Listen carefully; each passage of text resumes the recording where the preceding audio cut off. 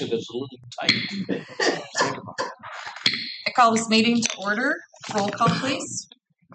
Here. Here. Here. Here. Here. Before we start the meeting, Dr. Prashani has a comment. I think that the best compliment is when it comes from your colleagues. And the chair and I would like to recognize Sean with an award he just received from the American Association of Airport Executives. The ultimate compliment in my mind. Congratulations, Sean. Oh, we better have it. Yeah, sure.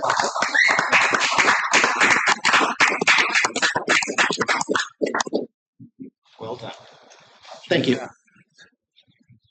This is where you're supposed to say you owe it all to your board, Sean.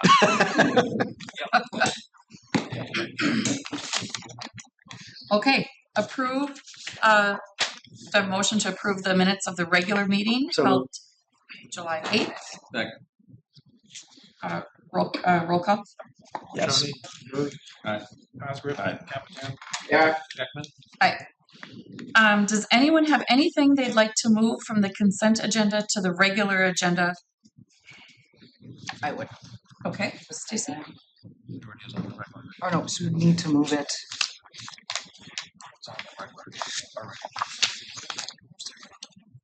Yeah, that's good. It's number 10. That's why I couldn't find it on the consent agenda. Oh, okay. All right. Okay, do we have a motion to approve the order of the agenda? So moved. Second. Roll call. Shani. Yes. Bird. Aye. Osgood. Aye. Capitan. Aye. Beckman. Consent agenda, approve the airport vouchers totaling $504,000, $504,928.95. I have a motion. Yeah. Move to approve the entire consent agenda. Yes. Is there a second? Second. Roll call. Shani. Bird. Osgood. Aye. Capitan. Aye. Beckman. Number 3, authorize attendance. Oh no, excuse me. Regular agenda. Receive June financials. Hannah. Hi, good morning, everybody. Morning. The June financials are in your packet. In order to keep it brief, there are no concerns overall with the operating budget. We're tracking above budget as we have been all year. I can share a little bit if you would like, otherwise in the effort to keep things moving. I'll just show you a couple quick things.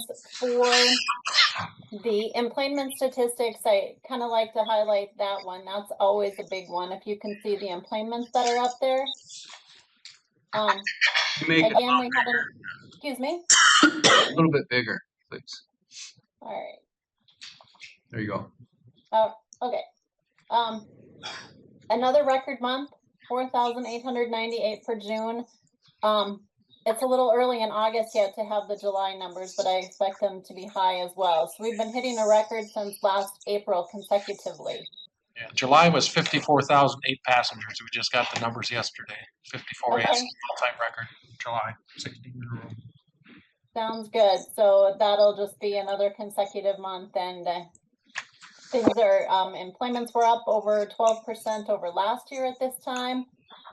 With the number that came in July, that's only going to help.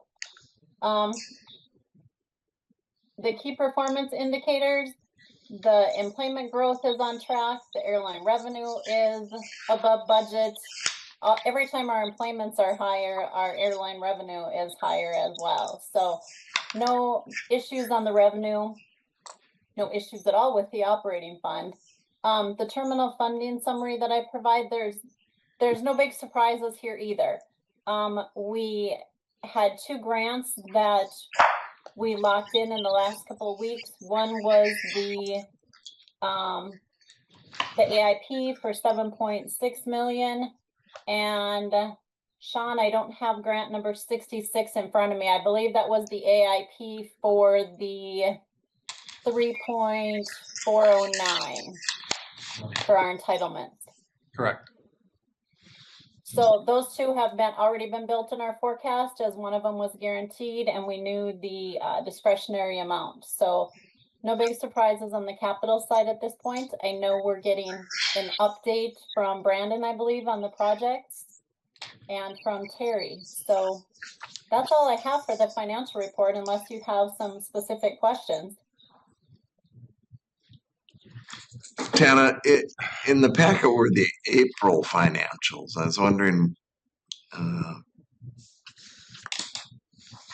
is that just a misprint on the date? It preceded this in the packet. Let me look here if I can. If it says April. Preceded this.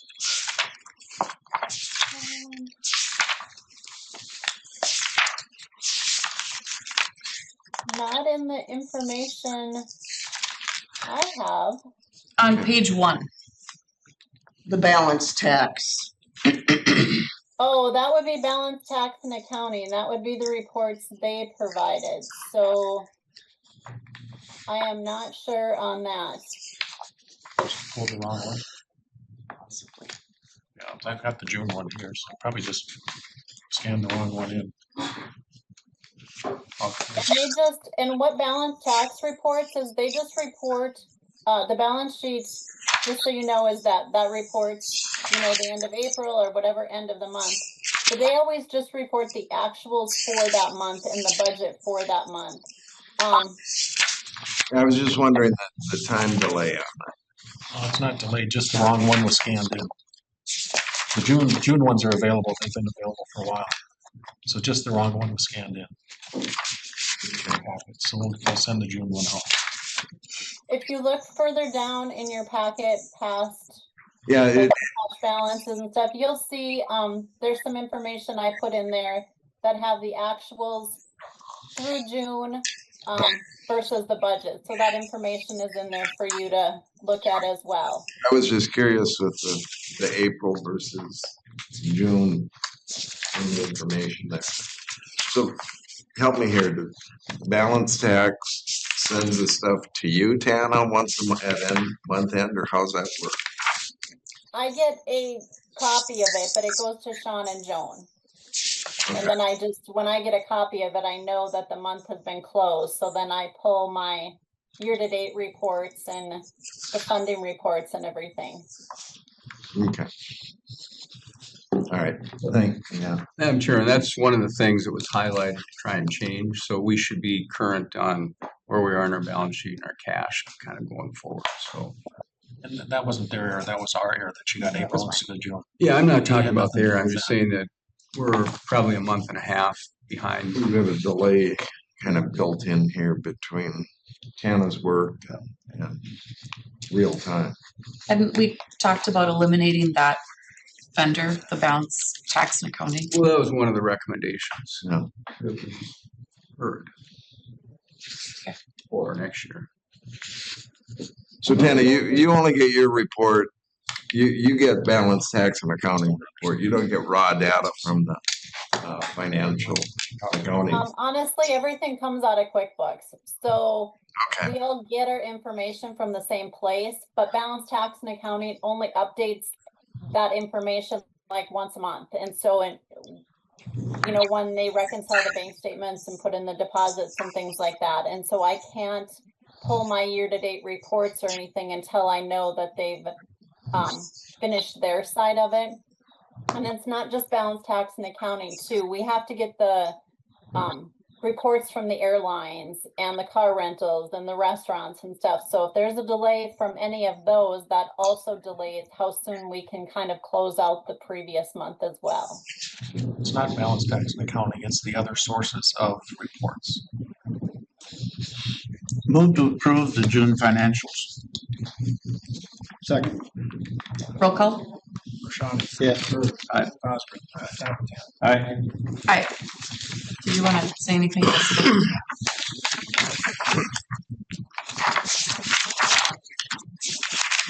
Okay, number 7, receive update from TL Stroh Architects on the parking ramp. Oh, so sorry, I jumped ahead. More budget. Number 6, review and approve the 2026 budget.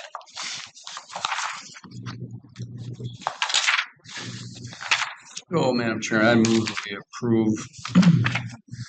Discussion on it. Second. Approve so that you make a motion so that we can have discussion. Right. Yes. So you have a motion on the board. Okay. And And I a second from Dr. Pashani. I appreciate the time we spent kind of looking at this budget and going through it.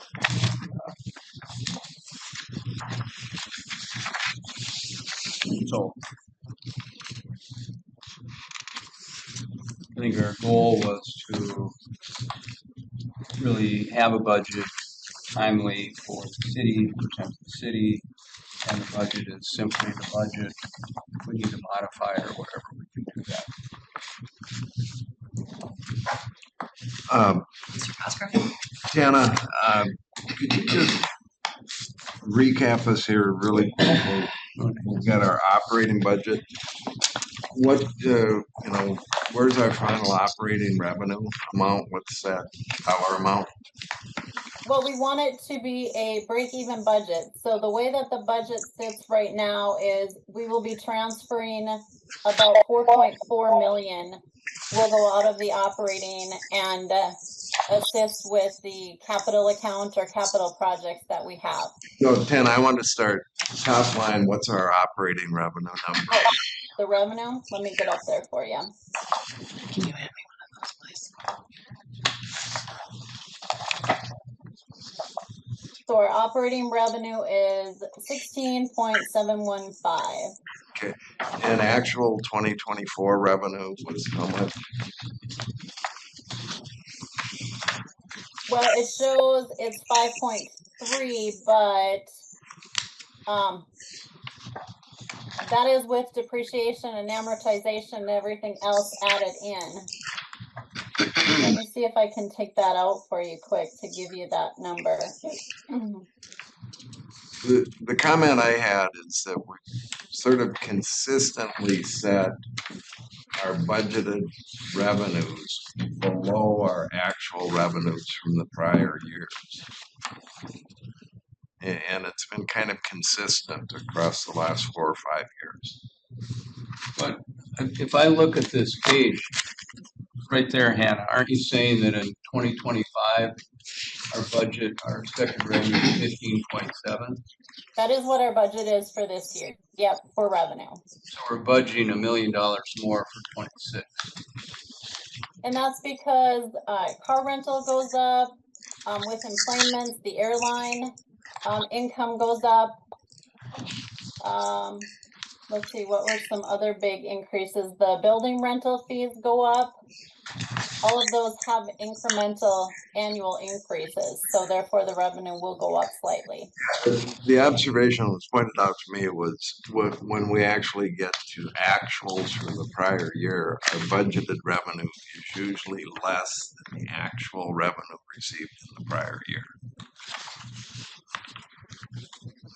Depending on how you look at the financials, if you get the financials that contain the depreciation and everything after the audit, yes, it will. But if you take the depreciation out of it and look at a straight profit and loss, we would be pretty close. Yeah, where I was questioning on it is it doesn't seem that we're having much in a stretch goal from our revenues. I'm not understanding what you're saying.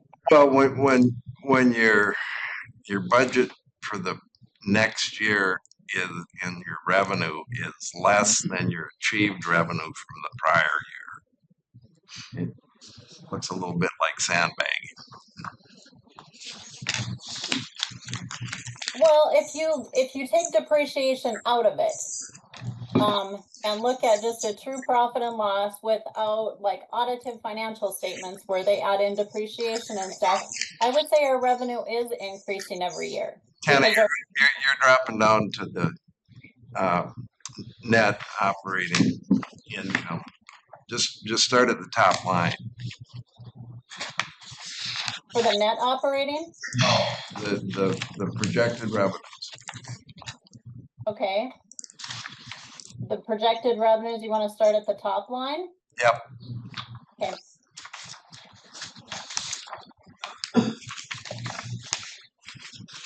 I think it's page 4 on our deal there. so our rental fees are increasing by 7%. No, Or total operating revenue. okay. Right here, so we're increasing by 6%. From, 6% over the 2025 budget. and what's the 2025 actual gonna come in at? We're 6 months in, where are we running? We're running 1.4 ahead of budget right now. So what's happening here is by the end of 25, our actual achieved revenue for 25 will be more than our projected revenue for 26. Given the way we've performed over the last number of years. Just a second, because I don't think the 1.4 is where we are at overall right now. Let me get, Yeah, so what you're saying is this year we'll end up with 17.1 million in total revenue. Yeah. And we're forecasting 16.7. Right. so right now our total revenue is at 7.9. If you're looking at just total revenue, not net. So total revenue right now is at 7.9 versus our budget for this year of 8.1. So our revenue for this year through right now is 273,000 under budget. Right, but if we, by year end, if we end up, it's, what was pointed out to me is when you're looking at actual performance versus budget year to year, our revenue projections have usually been less than our actual achieved revenue in the in the completed prior year. And as Rick just said. So the question, Tana, is what's our forecasted total operating income for 2025? Not what our budget is, but what are you forecasting our? Well, right now we are at the 15.7 is what we're forecasting For the entire year. for the entire year. What was our budget? What was our budget for 2025?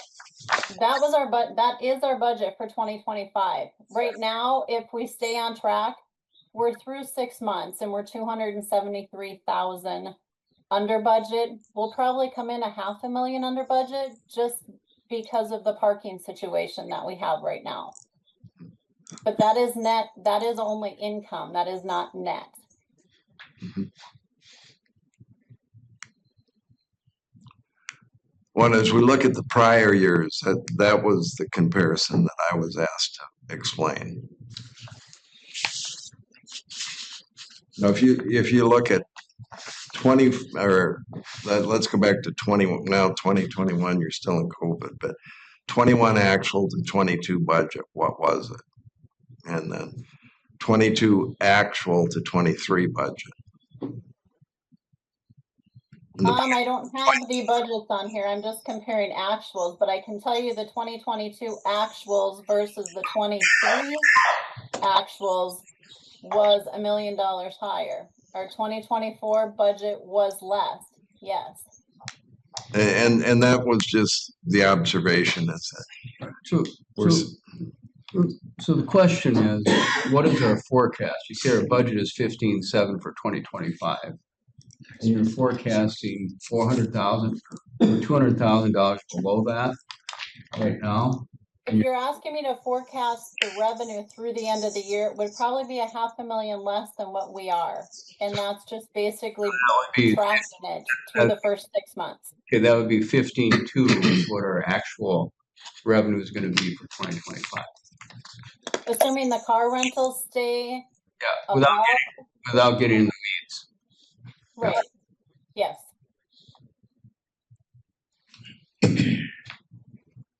Okay. It's just our budget's receiving more scrutiny. Yeah, well, so the opposite is true for 25, 26. 25, 26 as it stands. Right. Our budget for 26 should show revenues exceeding what will eventually be actuals for 25, unless 25 comes in strong in revenue again. But we Agreed. Right now, the parking is tracking well under budget. right.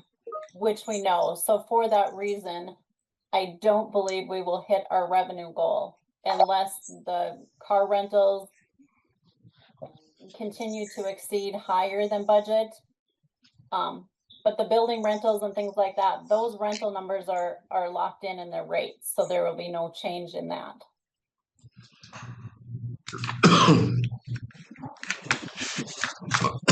Okay, I mean, just the overall, as I had discussions about the budget, is our trend has been to underestimate revenue, overestimate costs, and each year then say, what a wonderful thing at year end, we've got additional net income, net operating income. And that's the trend that we've sort of consistently displayed. Just so as we go into this, yeah, I know everybody wants that to be the case with their budgets, but the question is, do you ever do stretch goals? Ever do stretch revenues? Do you ever do? You know, I believe that, and Sean can speak to this, when we look at revenues for the budget, like I said, all of the building rentals, all of those increases are fixed in. You know, Sean does a good job of looking at like the car rentals and stuff, and the car rentals vary each year. I mean, we don't know what they're going to be, so we base them with a slight increase. And honestly, the car rentals have been coming back higher than budgeted for many years. Should we budget higher for car rentals? That's, you know, possibly, but that's not a big chunk of our budget. You know, a big chunk of the operating budget is the parking revenue we get.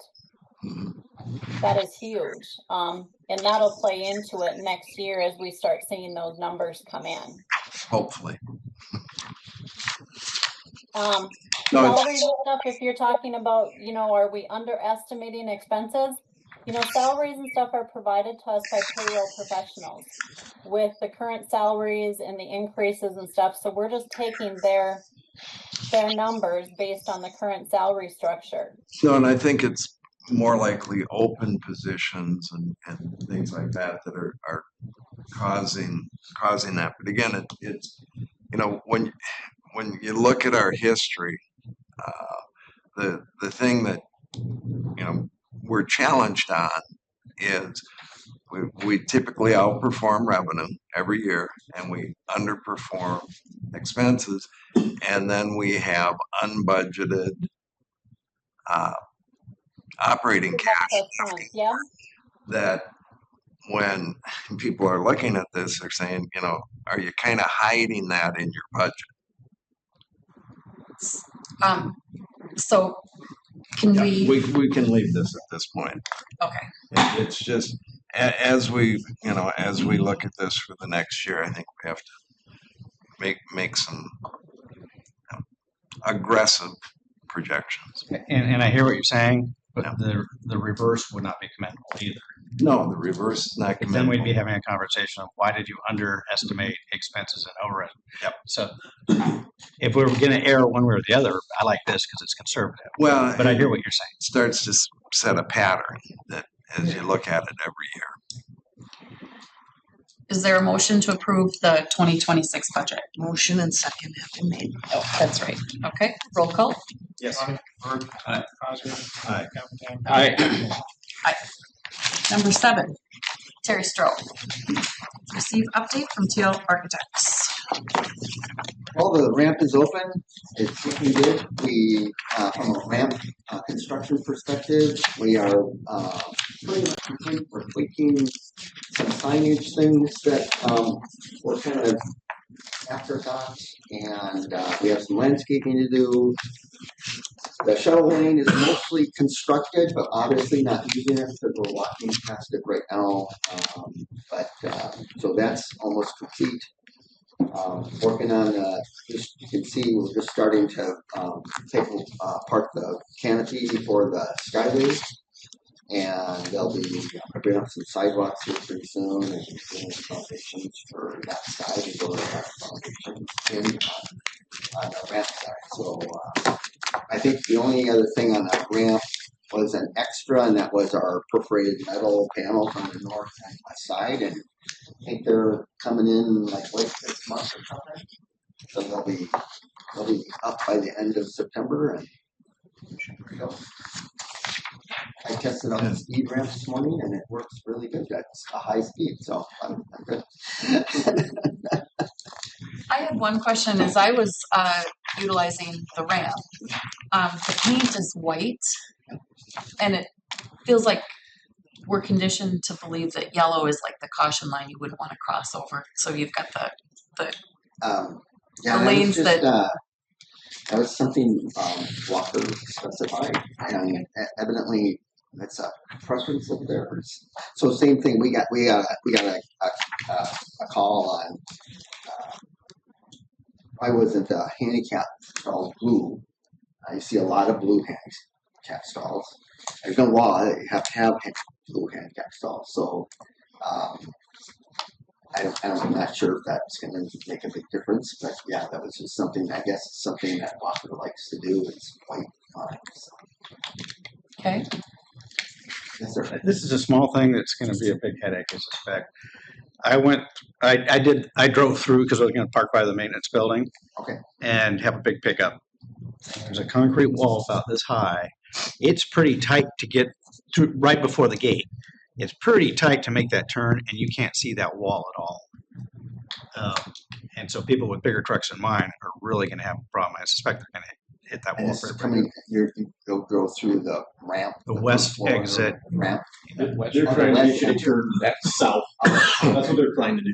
They're not trying to get you to go across because you're not supposed to go that direction. Oh, They want you okay. to go south. That's So what that Exactly. okay, that would eliminate the problem then. Yeah. So this is more of a temporary thing. Okay. In the middle of this. Yeah. Super. Well, are you saying that the handicap stalls are painted white?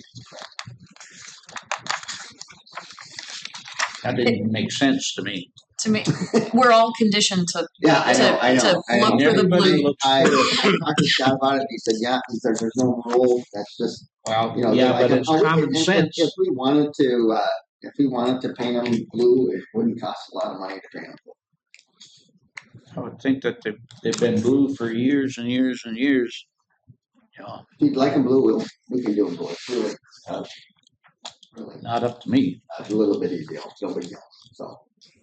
I think when people are in an unfamiliar place, though, whether it be the traffic on the ramp or looking for a handicap stall, we're conditioned to look for the blue. Yeah. We're conditioned to believe It's that true. yellow Yeah. is don't Yeah, cross I'm the not yellow sure what line. the deal is with how Walker likes to do things, but they were our parking lot experts, so we went with it. But yeah, let's. But you are a local expert. Yeah. Well, I tried to work that out, but anyway, yeah, we can easily paint them both. So consider it done. So I parked in there on Monday and we had all that rain. And it looked, when you were going from one level down, water was pooling where they came together. I mentioned that, Sean and I talked about that. We're working on solving that. Yeah. Putting some drains in there right now. But yeah, it has to do with between the poured concrete and the precast slabs and some of the stuff that we had to do there. So yeah. Well, that'll be important in the wintertime, obviously. Absolutely. So then the other thing was the screens. You may want to mention about the screening. That's coming on later, right? Yeah, I think they're getting it this month, and think we'll probably have it installed, what, Joe, end of September? Cool. Okay. So, way before snow flying. And now the status is the Skyway. Now what? The Skyway, What about when will that be done? when it was supposed to be? Was that? I think we're on schedule. February. I mean, we just started, so yeah. When are you So, I mean, that anticipating was- complete? November 26th. November. Well, I thought it was in the spring of 26. That's when we reopen. We reopen the lane once we're done on the exterior and done working with cranes, and then we're putting the temp enclosure up for landing that ramp onto level 2 right now. So there's a lot of jostling around and redirecting traffic, so it slows things down a bit. So we're getting close to Dakota Drive, so we're gonna get the whole structure and get it enclosed, and then open Dakota Drive back up. But then we'll still have interior finishes So to do. Dakota Drive right in front of our Correct. airport. Yep. So when will that be opened up? End of February. February. Yep. And the ramp will be completed in November of next year. Yep. When you mentioned signage, I didn't notice. There's a 7.2 height and then there's the 8.2 height, so we should probably have signage that indicates the difference. We do have. That's You what do? we're- That's what Okay. we're working on. Okay, all right. That's Okay. what we're on. And the other signage, pointing to walkways, stairways, elevator, that's all coming yet. I would assume so. Yeah, like we got some. I don't think we have exit signs up and stuff, so we probably don't have a lot of other signage going up because we have exit signs. They're pretty easy to see, so that's really going to be more of a function of people using the ramp and there's a staircase in the middle and a staircase on 2 ends. That will just solve itself, but they're all got exit signs lit, and so not a problem. As a pedestrian, I followed the detour signs to get me to the exit as I left the elevator. Yeah. So, but as a pedestrian, that looks like a vehicle detour sign, not a this way to the walkway sign. Also, there's That's my no feedback. lighting in the staircase this morning. So where the elevators are, there was no lighting in Really? the stairwell. So So I know it might be. I walked down the west line, and did you notice that they turned on as you went down? So they're motion detectors. So they're Yeah, I not opened. on all the time. So I walked down the west side, and when I walked in, it wasn't on. As soon as I took a step in, it turned on, and then it turned on, and it turned on, and it turned on, and it turned on. Yours didn't, you know? Well, I opened the door and it looked dark, and I'm like, I'm not But going then it went down. on. Yeah, We- before you get very far in, it turns We on. may want to have signage that tells people that. Okay. Okay, we'll just let it ride. But Yeah. anyway, I get it. That's honestly, that's even a code issue today, so everything's got motion detectors on them, so they're not wasting a lot of energy.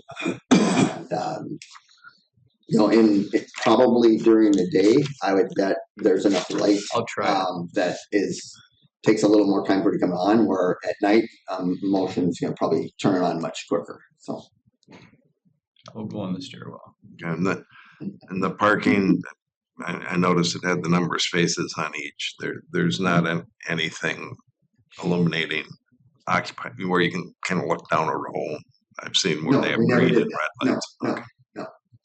Very expensive system, really expensive system. Looks like Christmas home. Didn't do it. Yeah, they're cool. They're really cool. Got them in Minneapolis and other places, but yeah, we couldn't afford it. So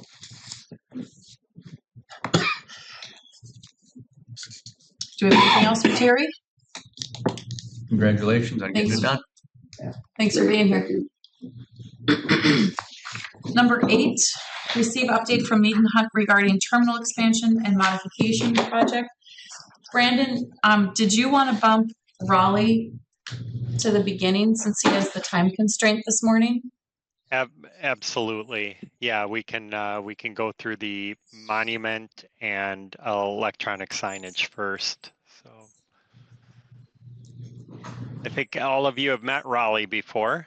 He's been our signage wayfinding consultant on the terminal project, and then also helping out on the arts and amenities effort, coordination effort. So today's agenda for monument signs is actually looking to receive approval from the board to move forward with what we're calling the primary monument, the PM sign type, and also the EMC. So those two signs. So just I'm just going to give a quick update. Some of the things that we kind of worked on since the last meetings. Then Brandon will kind of go through the final pricing for all that for approval. So one thing that we did after that last meeting was look at seeing if we could stimulate the same pattern for the monument as the exterior of the building. The building has the kind of step pattern standard. So working with Indigo, we looked at that for the main monument sign, and then also in these lower versions for the EMC sign, the electric message center. One thing we just found out, trying to use the actual panels that would be the same as on the main building wouldn't work because of just how these signs are fabricated. It's different than an actual building construction because of the scale. And then we looked at simplifying that down and using a different method to stimulate that same pattern. What we kind of found out is it just really becomes a cost issue that at this point we would not suggest. It basically increases the price per sign right around $20,000. And I just don't think that cost is worth it.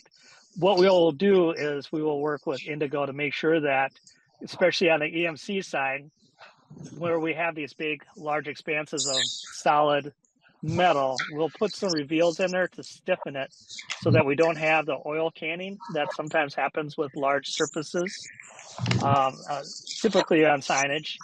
So we'll work with them to make sure that we have a stiffened surface. But at this time, we're just going to go with a smooth finish for all the different materials. We will match paint colors to the main terminal, so we'll have the same colors.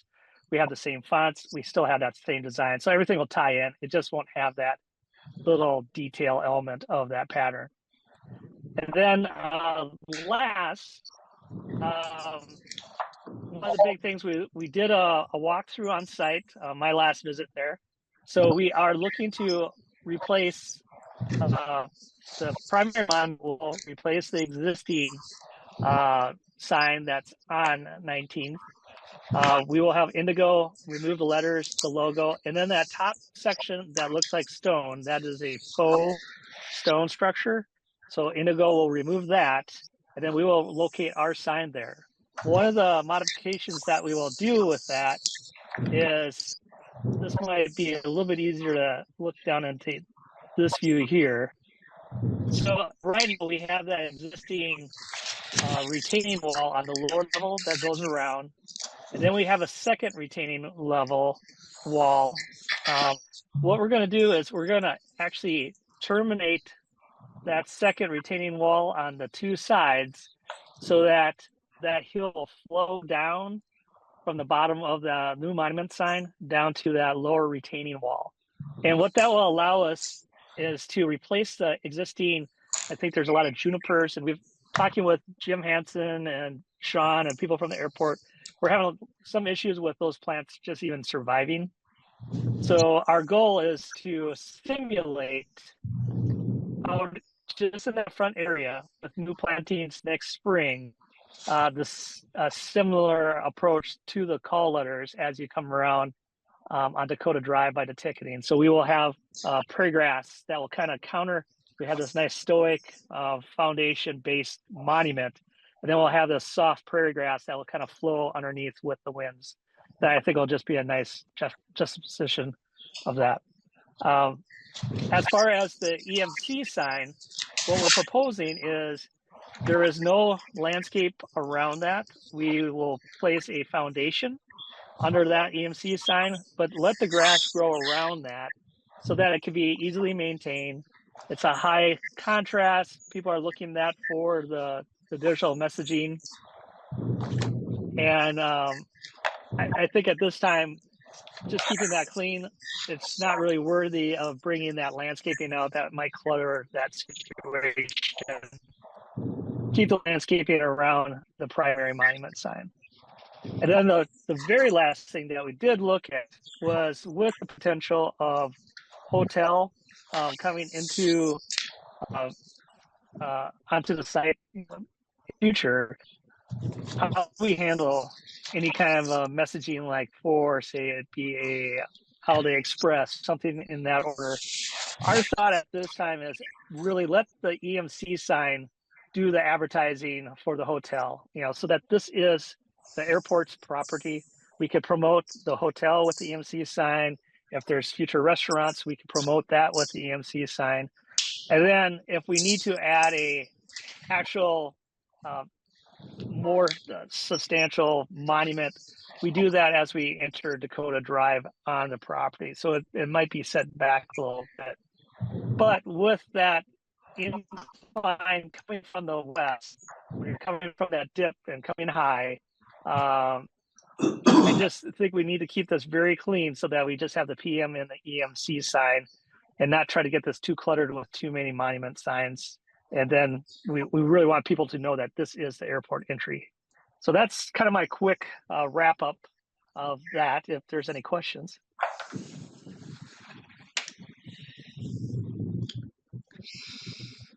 And then Raleigh and Brandon, you probably can't tell, but Jill Gustafson from Indigo is here if there's any additional questions for Indigo. Okay. And Jill, hopefully I haven't said anything that's counter to our past discussions. She gave you a thumbs up. Perfect. You're right on, Raleigh. That's exactly what we talked about. So I'll answer questions if there's any. Yeah. If there aren't any questions, I can roll right into the cost of the signs. All right. Okay. So share my screen here. So what you're looking at here, we have the cost kind of broken down for the monument sign and the EMC sign. The total is $411,905. What Raleigh was referring to before about the paneling and mimicking the paneling on the terminal, it was almost a $40,000 ad to do that, and to try to do it with the current proposed sign construction. It just was cost prohibitive. So as he said, we recommend going with the standard sign finish materials, and we're looking for approval on moving forward with this.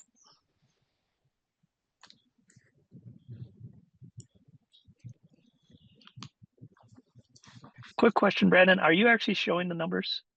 I am. Yeah. Okay. Can everybody see that? Yeah. See my screen? Okay.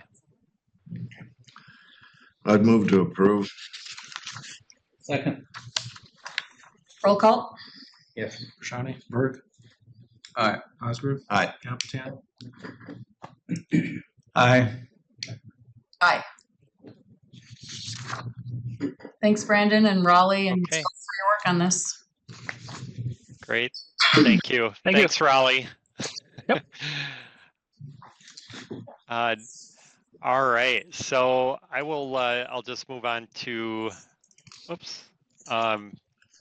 The just terminal update. I got a couple things to go through, but I just wanted to give you a quick update on what's going on out there. It sounds like congratulations, by the way, on getting the parking structure opened up. It is beautiful. Tealstro and Walker, they did a great job.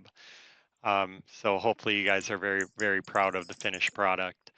And we'll get there with the terminal too. So right now on the exterior, you can see that a lot of the finished grading around the building is being done. Site work and stormwater system is ongoing. The metal panel installation is ongoing, and some glazing is starting to go in along with the skylights. The curb and gutter is being installed along with the paving, and then on the interior, level 1, they still have miscellaneous mechanical work, a ton of mechanical, electrical, and plumbing work down there. So, but they're almost seeing the light at the end of the tunnel there. Freight elevator is being installed along with painting. Then on level 2, you'll see the drywall is continuing, ceiling framing, and then some of the tile installation has begun as well. And then level 3 up on top there, it's getting enclosed and the framing has begun, and MEP, mechanical, electrical, and plumbing rough-in is continuing. So that's the addition, and then the renovation. They wrapped up the work in the baggage claim 1, so you're starting to see some of the finishes in the renovated area come through, and they're starting to work on baggage claim 2. And then they also started. They got in as soon as they could to start some of the back house mechanical, electrical, and plumbing demo. You also seen Skydine has been relocated, and the restaurant shut down, so they're beginning work there too. Any questions on the I guess the terminal progress and what you're seeing out there? Brandon, is there a timeline for when like will Skydine be up and running when the new gates are opened in January? They'll be so they'll have a degree. I should back up. They will have an area in the addition, post secured, that will where they'll be serving food, food and drinks. But the restaurant itself is in the existing terminal where the checkpoint is, and that work is actually just going to be beginning once they move the checkpoint over to the new location. How about the coffee bar? The coffee bar should be up and running. Oh, good. Yeah. So far, there aren't any other questions here. Get out of this. Whoops.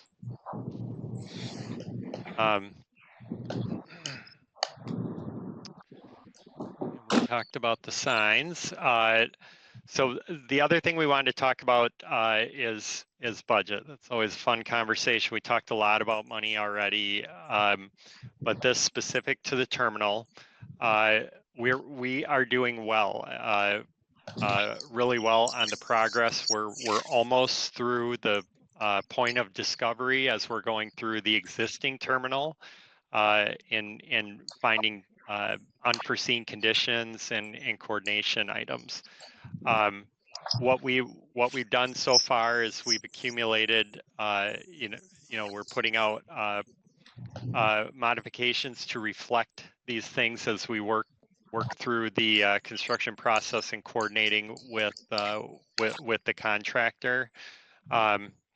There's been a few modifications that we wanted to run by you because they're sizable. Still not to be alarmed, because we did set aside contingency to account for these things that come up. And I'll go through that in a second, but I just wanted to identify the items that are bigger in size and kind of took a chunk out of our contingency. So one of those things was we have it identified as mechanical coordination, but that was a combination. That has the east parking lot that we had added, that we added over here to accommodate the hotel over here, because we did have a parking lot here that was displaced. So one of this mechanical coordination has the parking lot all its lighting and associated storm drainage. It has all the rough ends for the storm and the electrical and mechanical. So when the hotel does go in, you don't have a lot of rework, and it's ready to be put in there. That in the parking lot, and then yeah, some of the mechanical modifications to that were coordinated with once we opened up some of the areas in the existing terminal to coordinate rerouting. There were a few things that had us reroute some of the mechanical and electrical work. The other thing that came in was the concessions. Now that Skydyne brought on board some of their partners, we had to tailor like the kitchens and some of the point of sales to accommodate what they're going to be preparing and selling. So that number through the shop drawing process and them reviewing Skydyne reviewing it, there were some things that were revised and added in. And then the other sizable item was apron lighting. So we are putting in, I believe it's 6 apron lights over on the addition to accommodate the passenger boarding bridge and the movement of the aircraft on the air side. So those were the 3 big ones. Now, as far as how they affect the overall GMP, as I mentioned, we set aside a contingency at the beginning of the project of about $4 million, which is very comfortable. Sometimes people set aside more, but I think we had confidence in our team and the research that we did that we felt comfortable with this number. We are to accommodate these changes. We're looking at drawing 648,540 out of that 4 million. Given that we're over halfway done with this project, we're doing pretty good. And then Skydyne is also part of what they had proposed for their extension of the lease agreement is putting forth $1,080,000 of their own funds. And that would more than offset some of the modifications that they made in the concessions. So adding those 2 in would bump our GMP up then to 104,095,541. And then we still have a really healthy contingency left as we go through the renovation. I'm sure there'll be some other things that we'll need that for. Then on top of that, we also do have a construction contingency too that you see here, and you should have this in your packet. But our construction contingency, we're doing very well on too. So right now, this is a contingency that the FAA or the FFA FAA recommended that the contractor hold to fill in some of those gaps and overlaps when putting together a complicated project like this. But again, we're doing very well overall,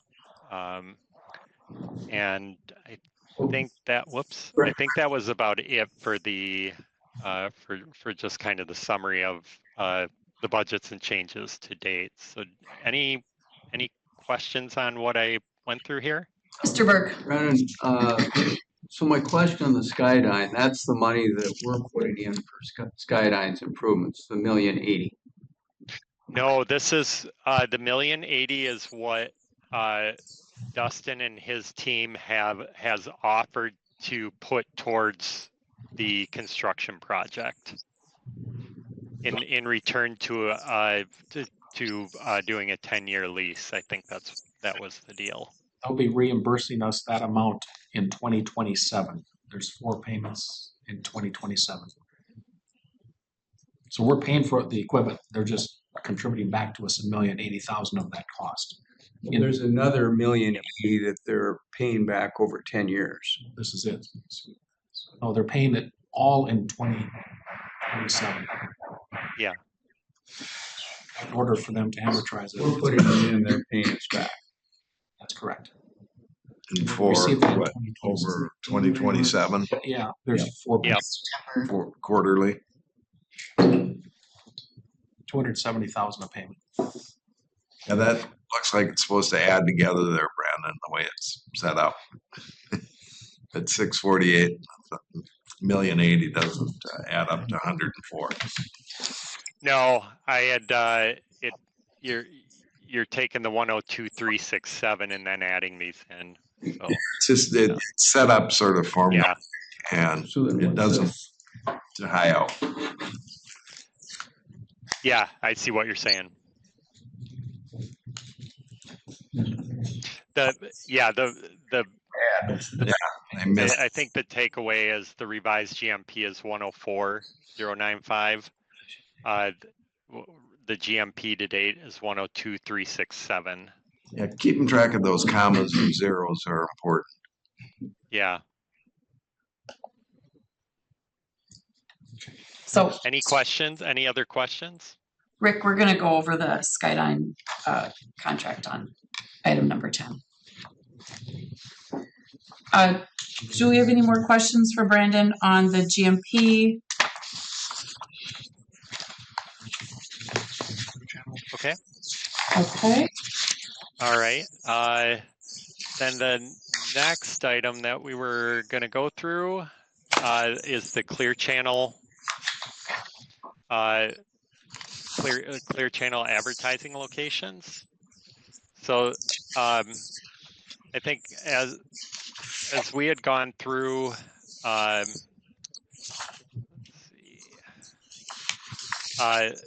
these locations, this was done during design. We had anticipated advertising location, art locations, signage and wayfinding, and FIDs, so that we wanted to make sure that it wasn't information overload.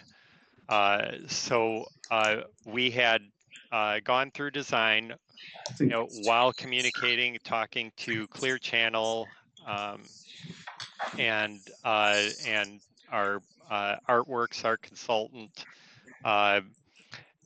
and came up with some strategic locations for the advertising, areas that would high impact areas for artwork, and logical places to put the flight information display systems.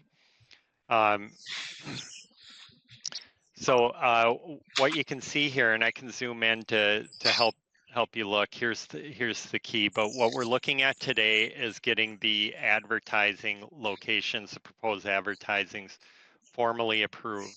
But I do want to stress that all the locations that what Clear Channel we have been coordinating in more detail these last few months with Clear Channel, and the locations they want to put their advertising in are the same locations that we have been planning for since through design of this project.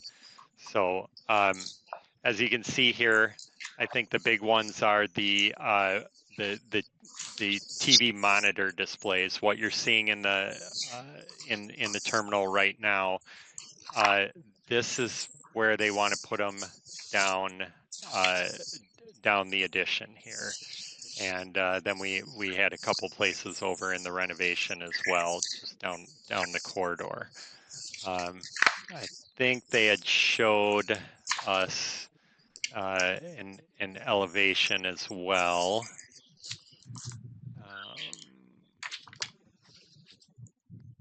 Yeah, and this one's a little. It's a little hard to see, but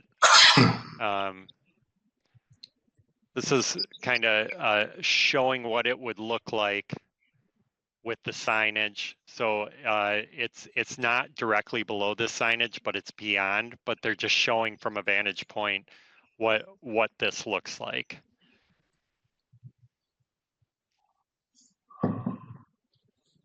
So we recommend approval of the proposed locations, but open it up to any questions you might have. Oh, Mr. Cosgrove. Brandon, our contract with Clear Channel requires that we maintain the number of advertising sites that they have under the contract. So are we removing any advertising sites that they currently have? The net is adding. Okay, but are we removing any existing? From I don't know what. Yes. Say there's. Yes, we are. There's 50 now. There's 40, so we have to give them 10 in the new edition. Yes, we're. Thaddeus, do you have the net numbers of what you're overall gaining? Oh, you're on sorry. mute. Yeah. Good morning, everybody. We do not have the net numbers offhand. I do know that Sydney, our project manager, is putting together a comprehensive packet that will show what we intend to do. I think the intention is to show an elevated view so you can clearly see our intention throughout the terminal to maintain the revenue stream that exists. But to answer your question, Mr. Cosgrove, yes, we are losing some displays and adding them in other areas. So I believe our contract says if a current display is displaced because of construction, then it has to be replaced in another location. So if maybe we could find out, maybe what Mr. Cosgrove is asking, like how many current static and digital signs do we have so that we know how many we are obligated to continue having throughout the new spaces. Sure. Yeah, we can absolutely do that. Yeah. Stacy and Thaddeus, as we discussed sponsorships and different things, the one thing that we didn't really agree to is it was, I think, your position, Thaddeus, that your contract just automatically expands to the new area as well as the parking garage. I'm not sure that's correct because at some point we're materially changing a contract without an RFP. So if I could just respond, and Thaddeus, please feel free to step in. My throat is on fire today. As far as I understand the agreement, it does not extend to the parking garage. It is the terminal building, which includes the expansion. Yeah, and as I read the contract, I wasn't quite certain that it automatically expands. The board has to approve each of those, and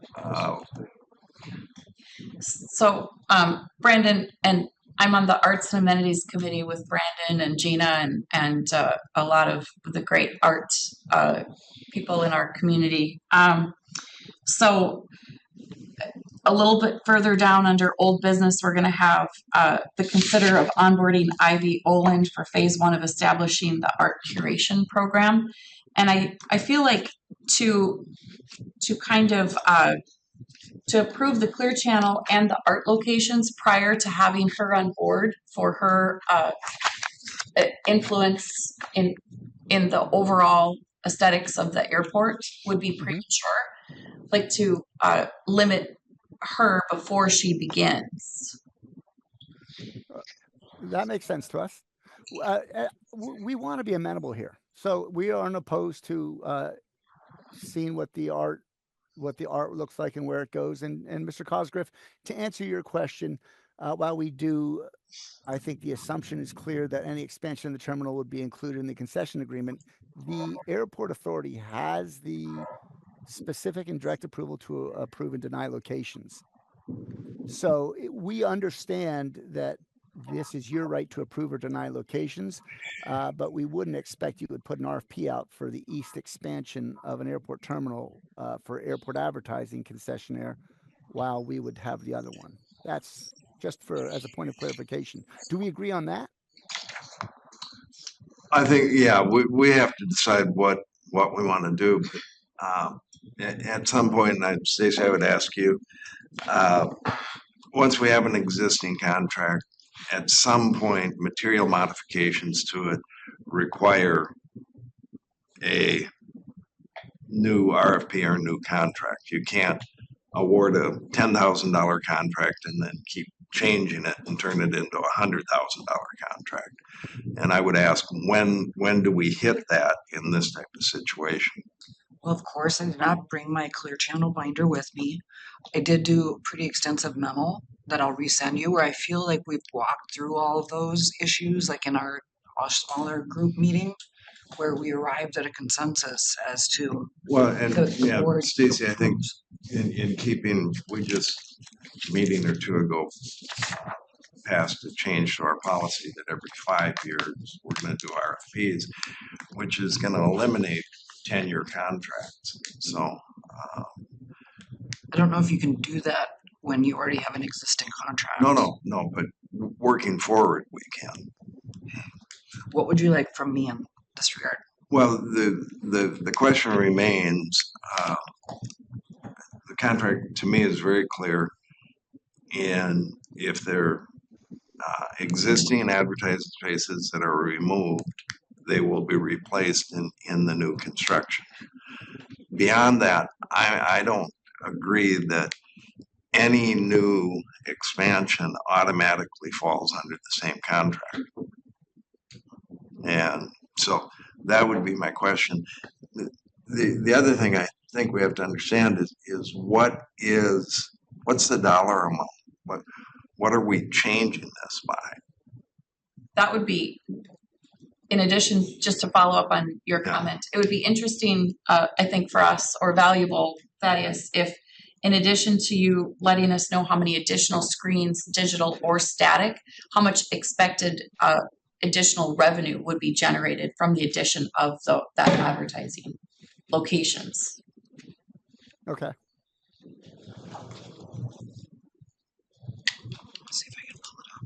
So for purposes today, is the board okay with the monitor locations in the interest of getting all the electrical and the monitors and the mounts in place while the contractors are there? Is the board okay with these monitor locations? I think we just said we should, and Thaddeus agreed that we should wait for Ivy's input on some of these locations.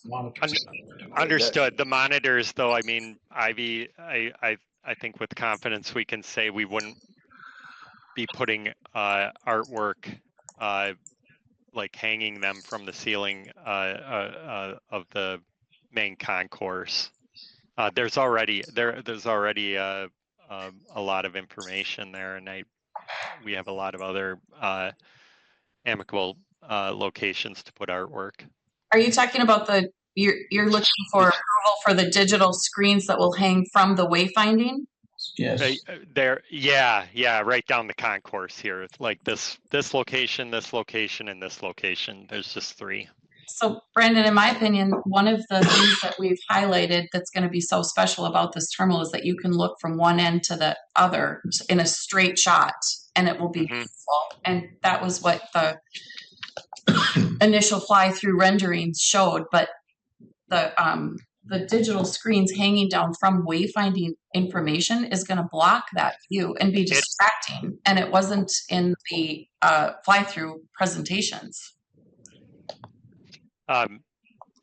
Yeah, they're not hanging underneath the wayfinding signs. They're set back. These orange is where the wayfinding is, but just the vantage point. That was the intent of the elevation that I showed you, was just so that you could see it all. From a professional design perspective, it's not design overload, but it's ultimately up to you.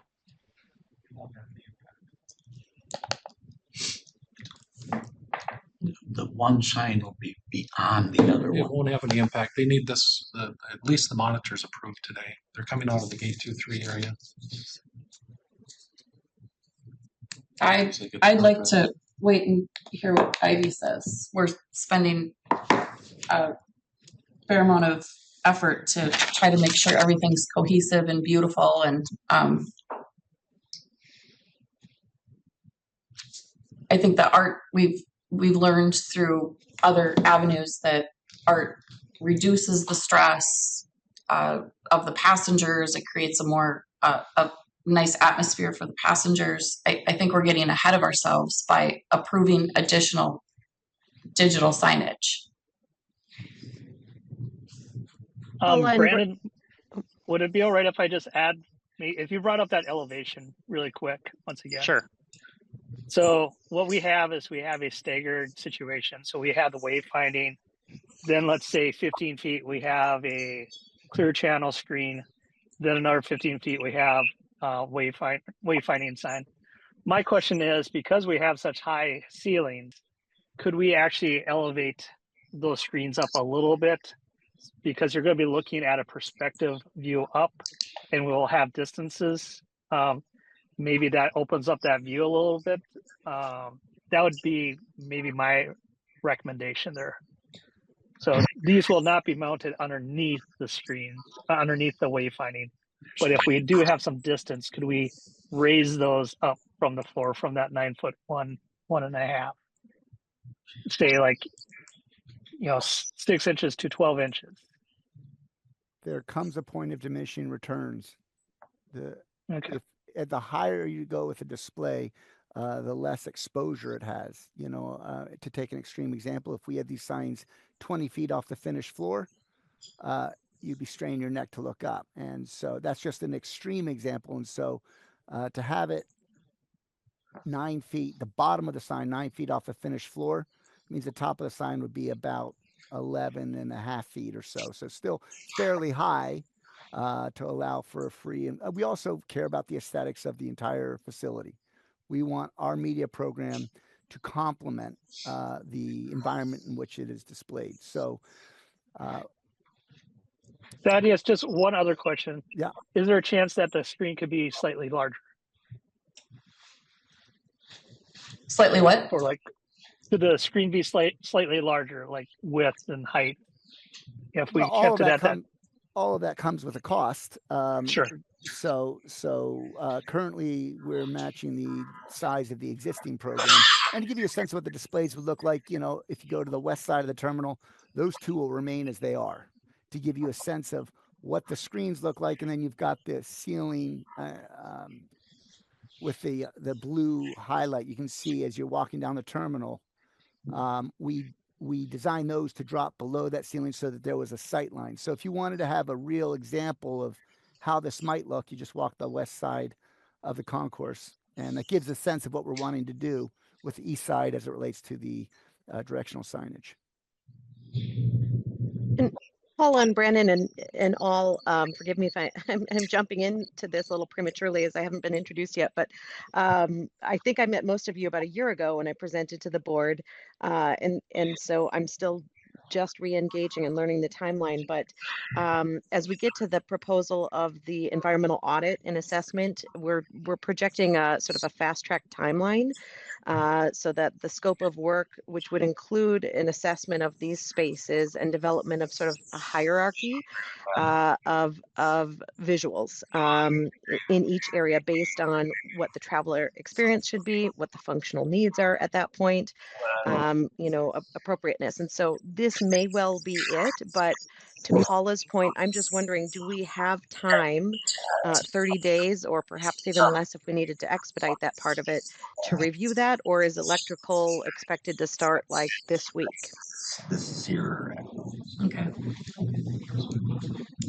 Brandon, could you do could there be a rendering of what this would look like? I mean, these are a little rough, and I think we're all probably having a little difficulty understanding, compared to say like the fly-through presentation, how this would impact the aesthetics. Madam Chair, if it appears to me that if that one sign is to the bottom of the sign is over 9 feet high, it's not going to affect your line of sight from one end of the building to the other. It's, I mean, that's the bottom of the, be just about to the ceiling here. Well, I think last year we made $48,000. Is that right? From Clear Channel revenue? We're building a $120 million terminal. I think to be cautious when we make decisions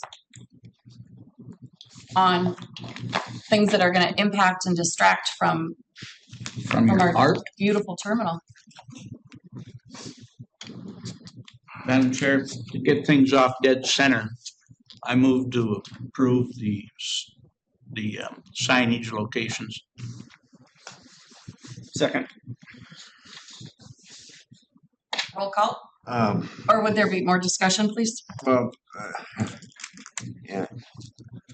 Brendan, I appreciate your problem, but I also don't appreciate things like this coming to the board with we have to know immediately. This requirement has always been talked about, and so I put the problem with the immediacy of this decision back to you for not bringing this in a timely fashion.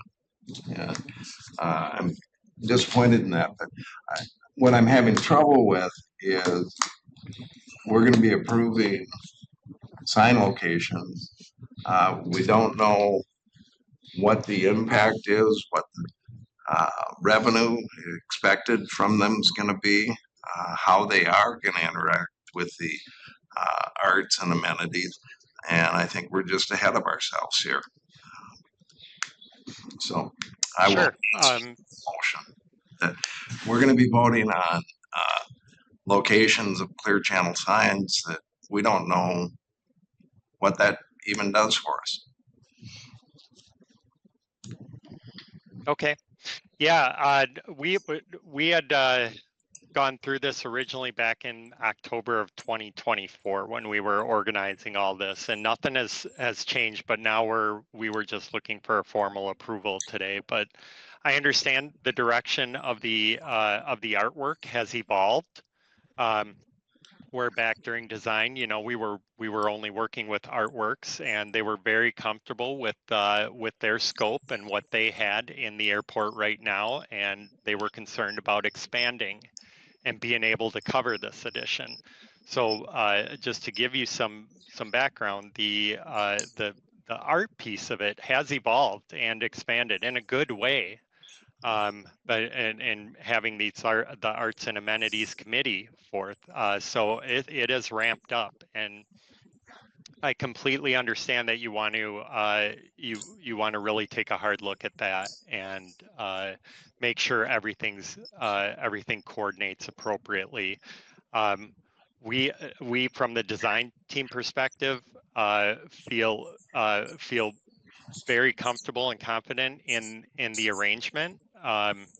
That's what you hire us to do, but we understand if you need something a little more visual to and need to evaluate some other aspects of this that maybe just aren't lying solely on design.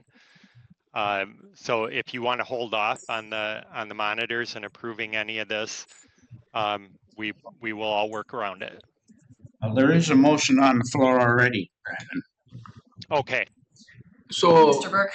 I guess the question is, what is the timing? I mean, you indicated now that you could take another look at it. I mean, I think, Roland, you've brought good visual to a lot of these things. I mean, what is our critical date to approve this? Well, I think what we would recommend is that and they may have already roughed in electricals in the general location for these monitors, but have the electrical roughed in, and then anything beyond that we would await further discussion on. So we could go that route too. So the question really is, you're just trying to figure out the electrical, and that's the urgency of this. As far as I'm aware of on the construction side, yes. And Joe, I believe is in the room too, if there's anything additional that I may be missing. Trying to stay out of it, aren't you, Joe? Yeah, the ceilings are open. We'll probably start acoustical ceilings here in a month. We got 5 months to get this terminal done, so every decision is kind of critical at this point. But we can put the signs in whenever. In addition, Brandon, do we know where all the arrival and departure signs are going to be? Because that will be another light feature. Yeah, you're talking about the flight information display screens? Correct. Yeah, so you can see here in red the locations of what we call the FIDs. So we have some pre-secure and then post-secure in areas where people are coming off planes, going to the gates. Will those be hanging from the ceiling as well? No, those will be mounted on the wall. Maybe I'm confused with the colors. I see like a red line through,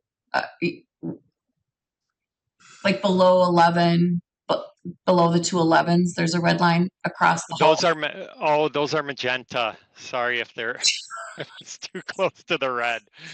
I was running out of colors. So I see one by the one. Can you see my cursor? I'll circle them. There's one here. There's one here. There's one here. There's one here.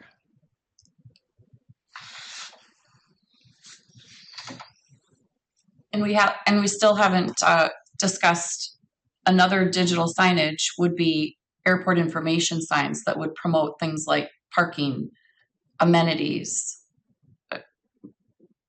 airport information that would be adjacent to arrival and departure signs.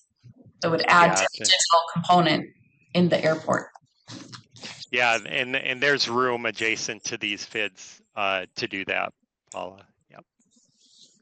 And just to throw out there, something Clear Channel is always happy to do is support our airport partners in promoting themselves. That increases the traffic numbers in a broad term, and it also improves the airport's relationship with their community. And so if we have available locations on our digital assets, we're happy to support, hey, you can now have a parking garage in our airport, or here's new service coming to town, those sorts of things. If they're non-commercially related messages and they're about promoting the airport, Clear Channel is happy to support that with our available digital inventory. Static inventory for that matter too, but digital doesn't cost anything outside of designing what the layout would look like, and most anybody could do that on a personal computer if they had the wherewithal. So that would just be a way, perhaps you don't need to put more signs up, utilize what already exists in the program.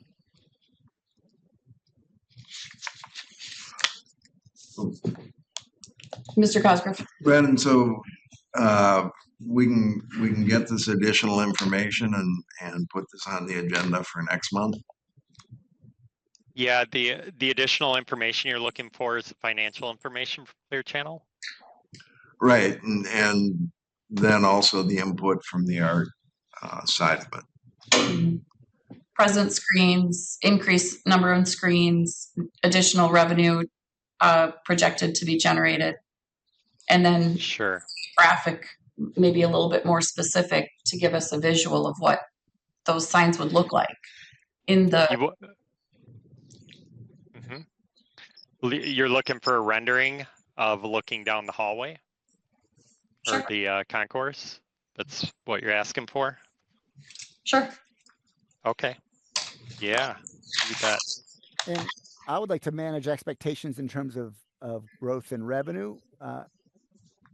We are just shifting around the current media program, and so we could look at it a sign by sign, and it might go, and it's just projections anyhow. But this will not necessarily represent additional revenue just because we've added 2 more gates to an airport. Just so if you get a report back, you're like, I would have expected, because we have no more gates, there would be more revenue, and I'm not saying that can't happen. I'm just not saying that necessarily will happen, because it's still the same number of eyeballs, which is what we sell. It's all about airport traffic. That's what we sell to advertisers, not I shouldn't say, not square footage on the floor. Well, I think that's what's important for us as board to understand. What is Okay. Okay, well, so I'll put something together, but then if you take away static signs, then suddenly the footprint is diminished in terms of advertising real estate. I'll put something together though, and who would I submit that to? Would that be to Brandon, to Sean? When I have net signs and that sort of thing, what's the process for me to submit that to this board? You can send it to Brandon, myself. Okay. So just to recap, so we've got the sign location issue that we need to make an approve. Right. And then the other issue is just the look down the hallway, down the corridor, and making sure that we're doing the right things for that. And I think, Brandon, you'll work with Roland a little bit on think about that, and then look at the art, kind of what we're doing in that. So that's kind of put in the same kind of thought. You bet. Yeah. So we'll and we can solidify that if we get approval to move forward with Ivy. We're getting ahead of ourselves, but yes, we'll get a rendering put together. No problem. Well, Madam Chairman, I move that we. There is a motion on the floor and seconded already. I would move that we table the motion for 1 month. Second. Roll call. Rashani? No. Berg? Aye. Osgrove? Aye. Napatan? No. Aye.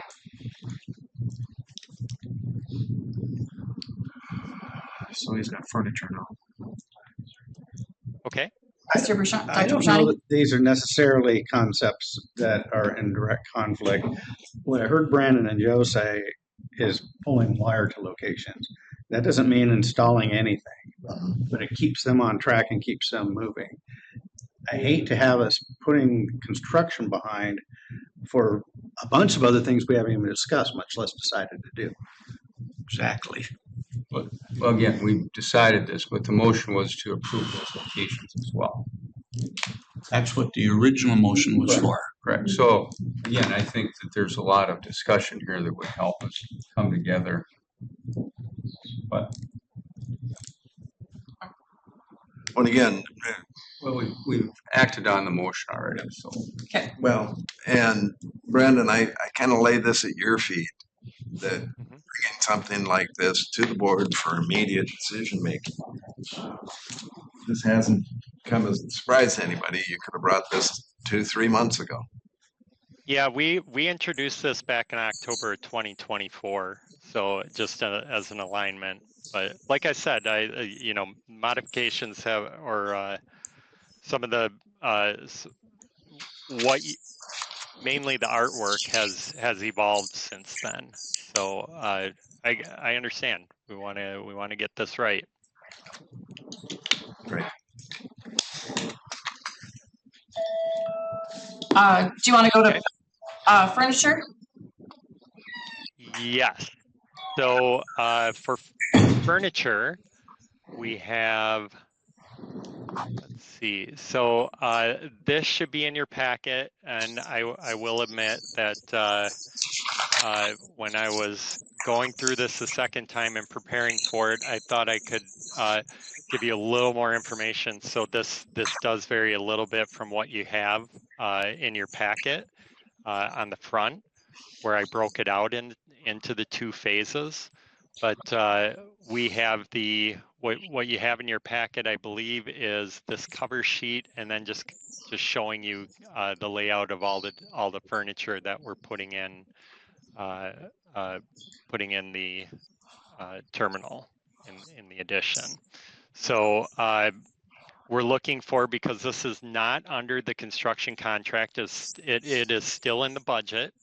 It's in Tana's budget, so we're all good there. The budget was about $2,372,000. The installation and what you have there, I provided that we were under budget more than we really were.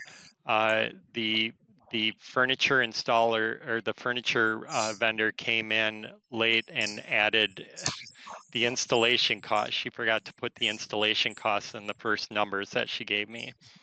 So that's still under budget, but not as much as we had thought it would be. So we are at, and all we're asking for approval at this point is the phase 1, which is putting the furniture in the addition.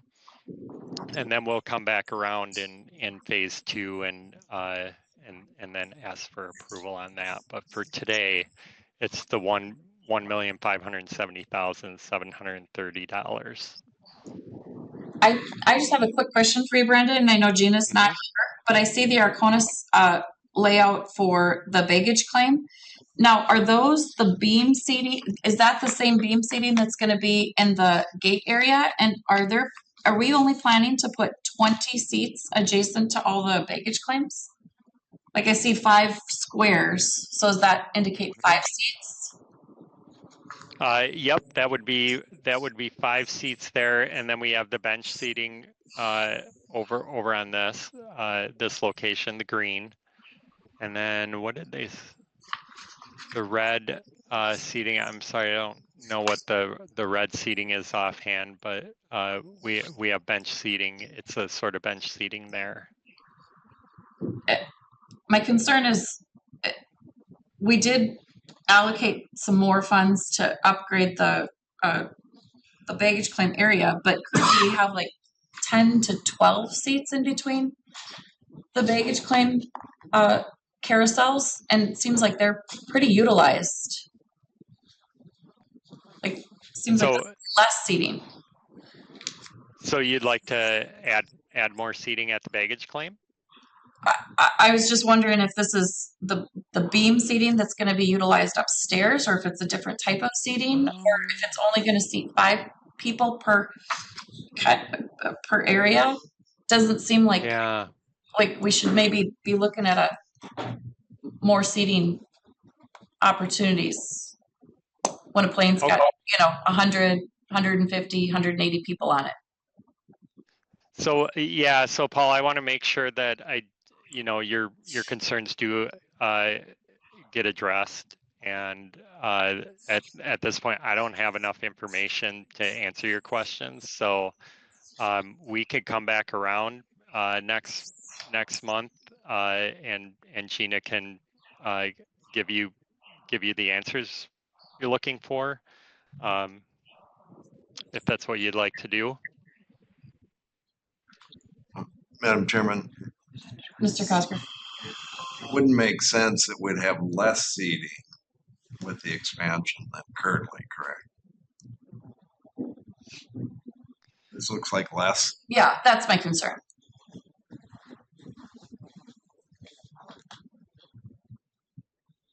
Okay. So if anything, you'd be adding seating. Do you want to move forward with what we have here, and then we can add seating if after you have a conversation with Gina? Always add seating. Brendan, it's your recommendation. This is your recommendation to reduce seating? That's what I'm trying to understand. Yeah, I would have to go back to our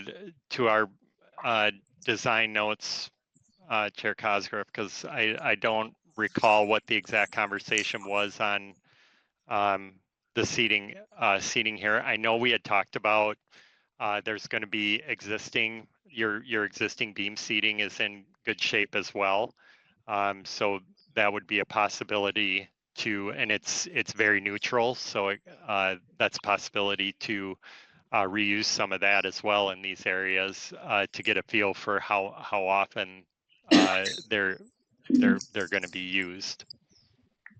I see people, you know, they're whether they had a knee surgery or elderly or parents with children, they want to sit down as they're waiting for that luggage on the carousel. It just doesn't seem like 30 seats total, or, you know, really like 20 seats that's directly looking at the baggage claim space is really enough.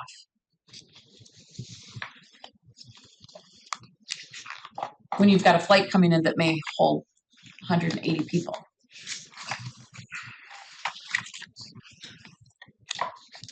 And I know that's probably a Gina question. Yeah, so do you want to move forward with, because the concourse, I think the concourse, which is the majority of it, we're good with. And from what I'm hearing, you don't want to eliminate any of this seating. If anything, you want to add more. Are we okay with this? And then return on the discussion of, do we want to add more seating in this space? Could we move forward with all the concourse seating and then just revisit with Gina what's happening in the baggage claim area? You bet. Yep. Move forward with all of it and then add seating if you want to. If there's 20, then say, okay, add 20 more. So this is already in the bid. So if you want to add more. So it's been determined that this is beam seating and not soft seating or a different type of seating. Like I know that the bench by the door number 3 is that wood slat bench, kind of a little bit more architectural, kind of leans into that biophilic look that Gina was going for. You know, something like that could provide more seating in between the baggage claim and also be, you know, kind of a design element. That's what I'm thinking that we should get Gina's input on. Sure. Yeah, whichever way. I think key is if because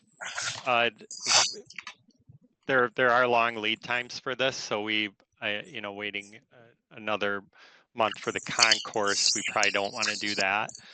So if we could get the concourse approved, I think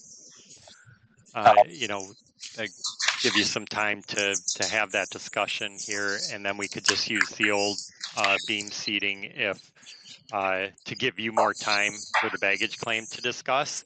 We could just put the old beam seating in there, and then you can talk through with Gina on what you think is the right fit, and then go from there.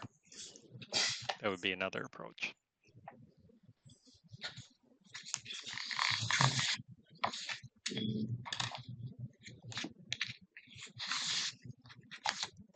So is that the preference, to approve the concourse and then hold off on the furniture and the baggage claim?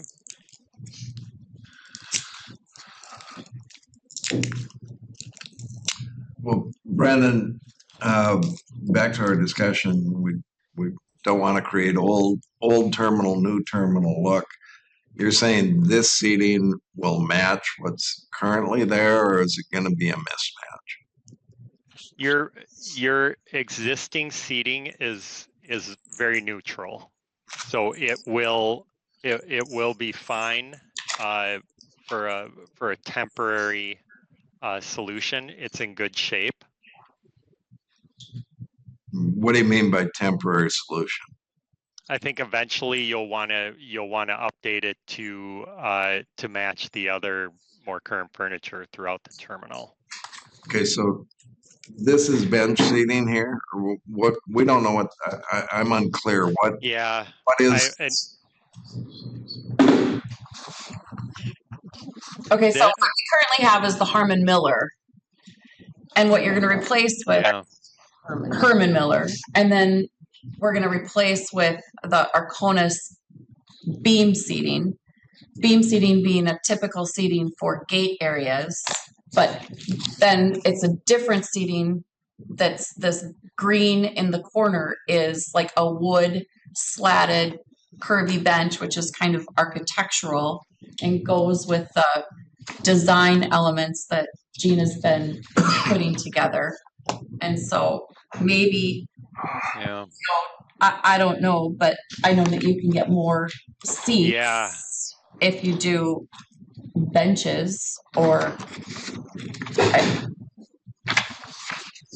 Yeah. Sorry, guys. I'm looking for the. It tells you the Okay. code is all here. Code is all there on the back of the page. Okay, I asked if it was- exactly what each color is. I asked if it was beam seating and see Five-seater Gina's bench is what you I mean, it's all color coded. It's here. It's got the blue flyway 4-seaters. So everything Oh yeah. is in the packet. Yeah. Sorry, I missed that. Yep. So it's the bench seating here.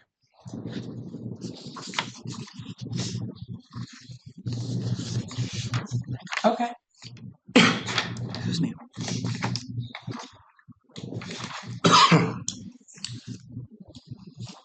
I see the map. I just don't see it specified where it's all going. No. So this, yeah, what you're seeing in the baggage claim is this right here.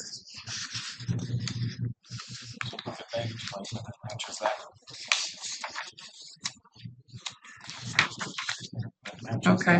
Which is a reduction in the current seating. If we take the current seating out, we put that in.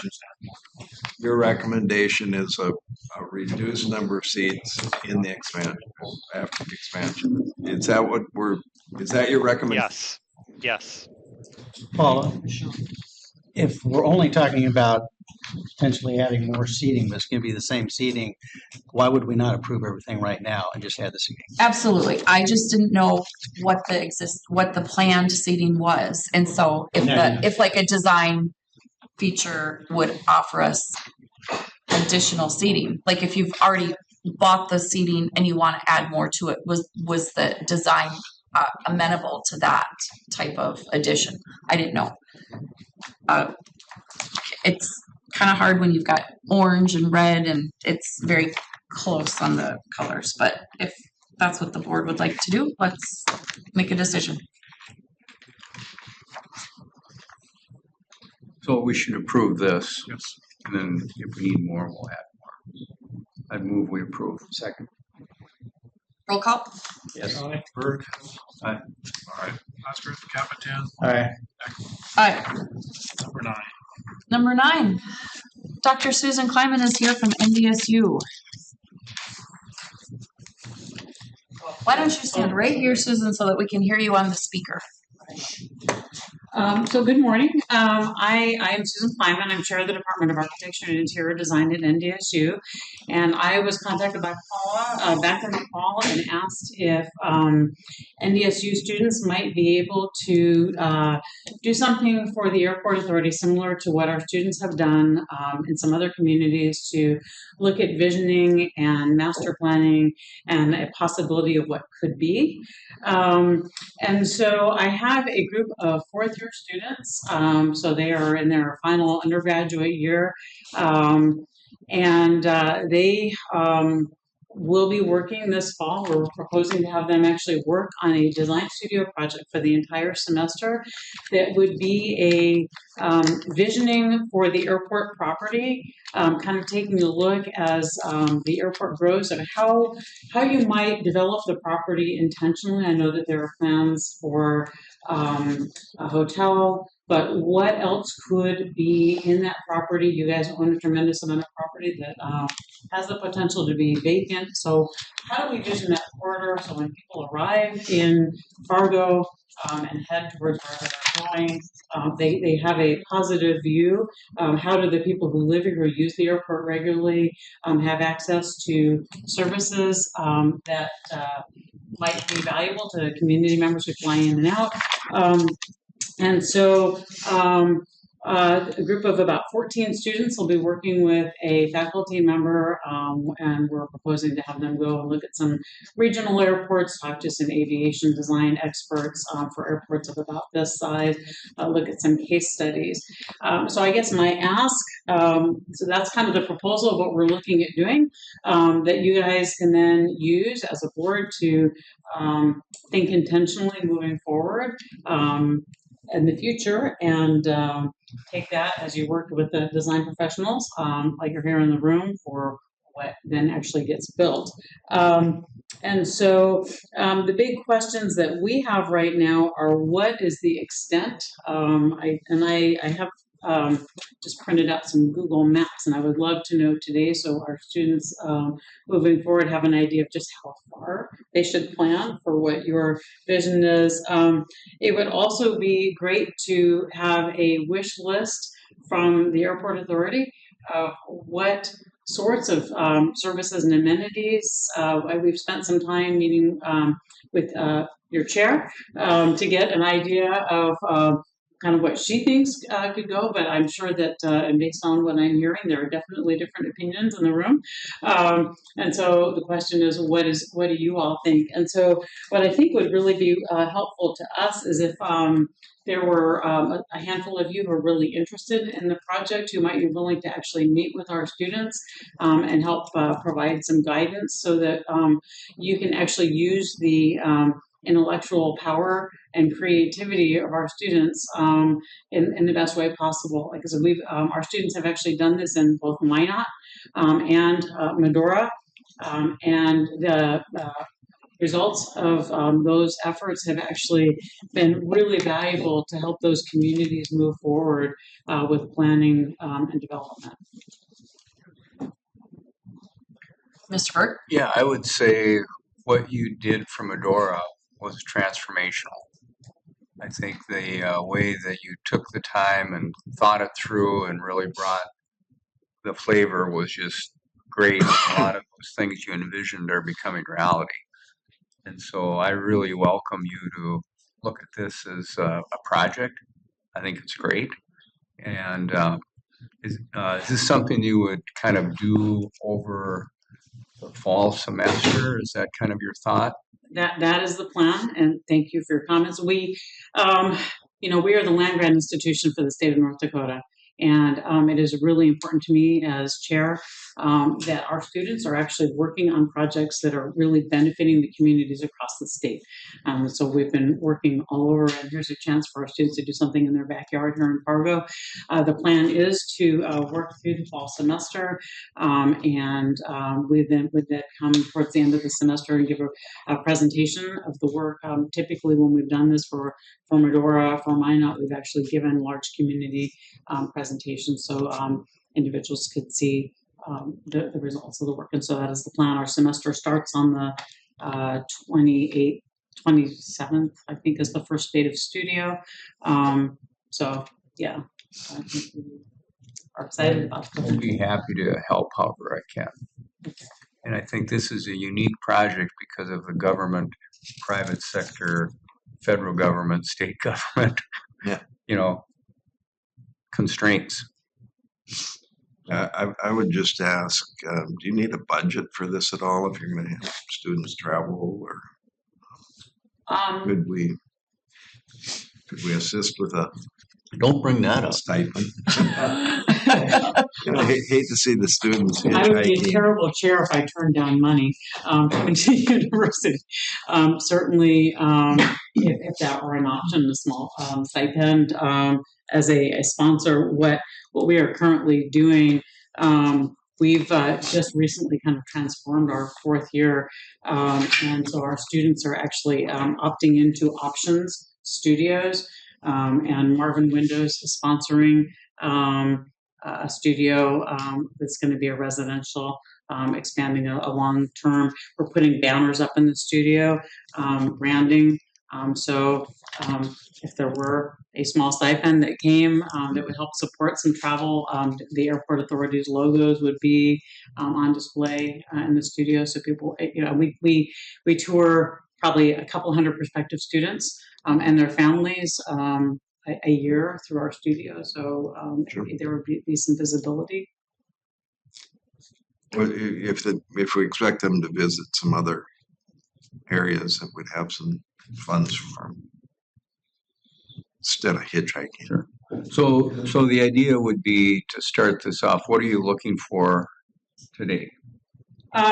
Few people to be willing. A few people who would be willing to meet a few times with our students in the studio, and then again, it's kind of, I guess, and whether it needs to happen today or whether you all want to think about it and then have whoever is on that committee who meets with the students to help us take this image and narrow it down for just how far you all want our students to plan. I know that the airport, we've talked a little bit, the Jet Center is on the north, that access is completely different from the south. We could conceivably break up the studio, have students looking at it at both sides. So there's some potential for how this goes. And we really want to do what's going to be the most valuable to you.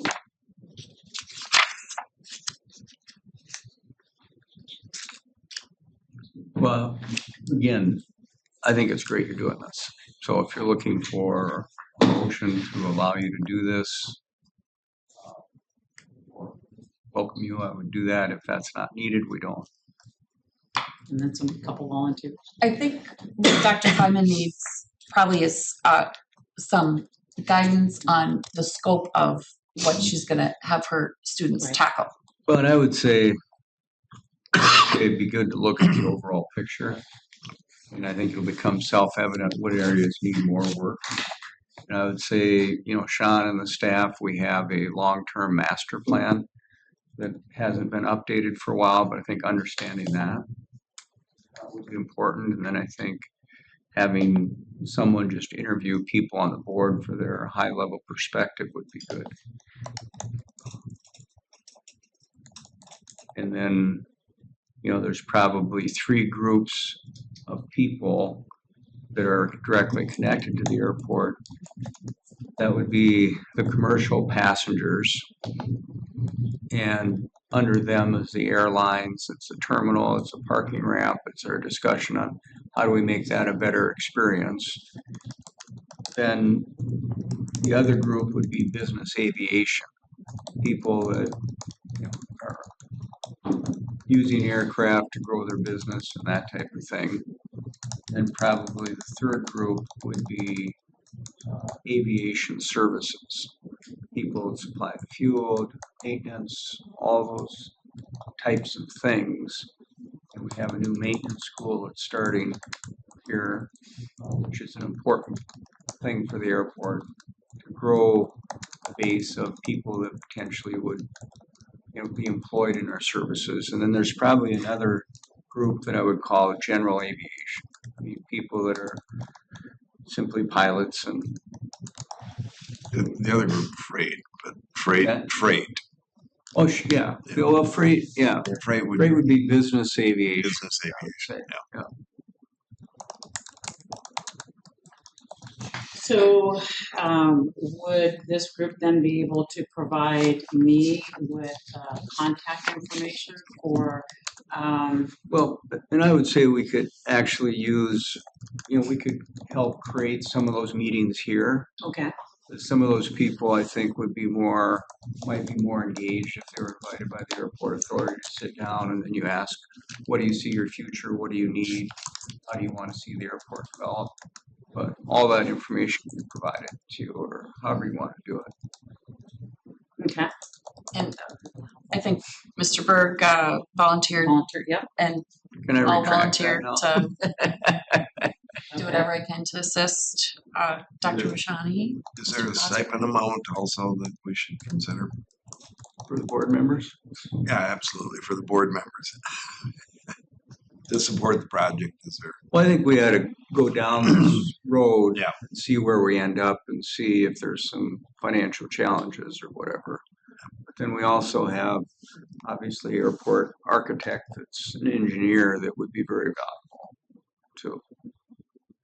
Well, if we leave it at the 2, it's Well, we really appreciate that you have decided to take on the airport for your 4th-year project.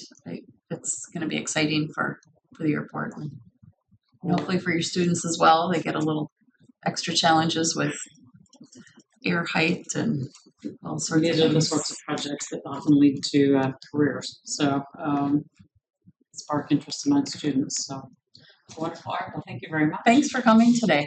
Thank you.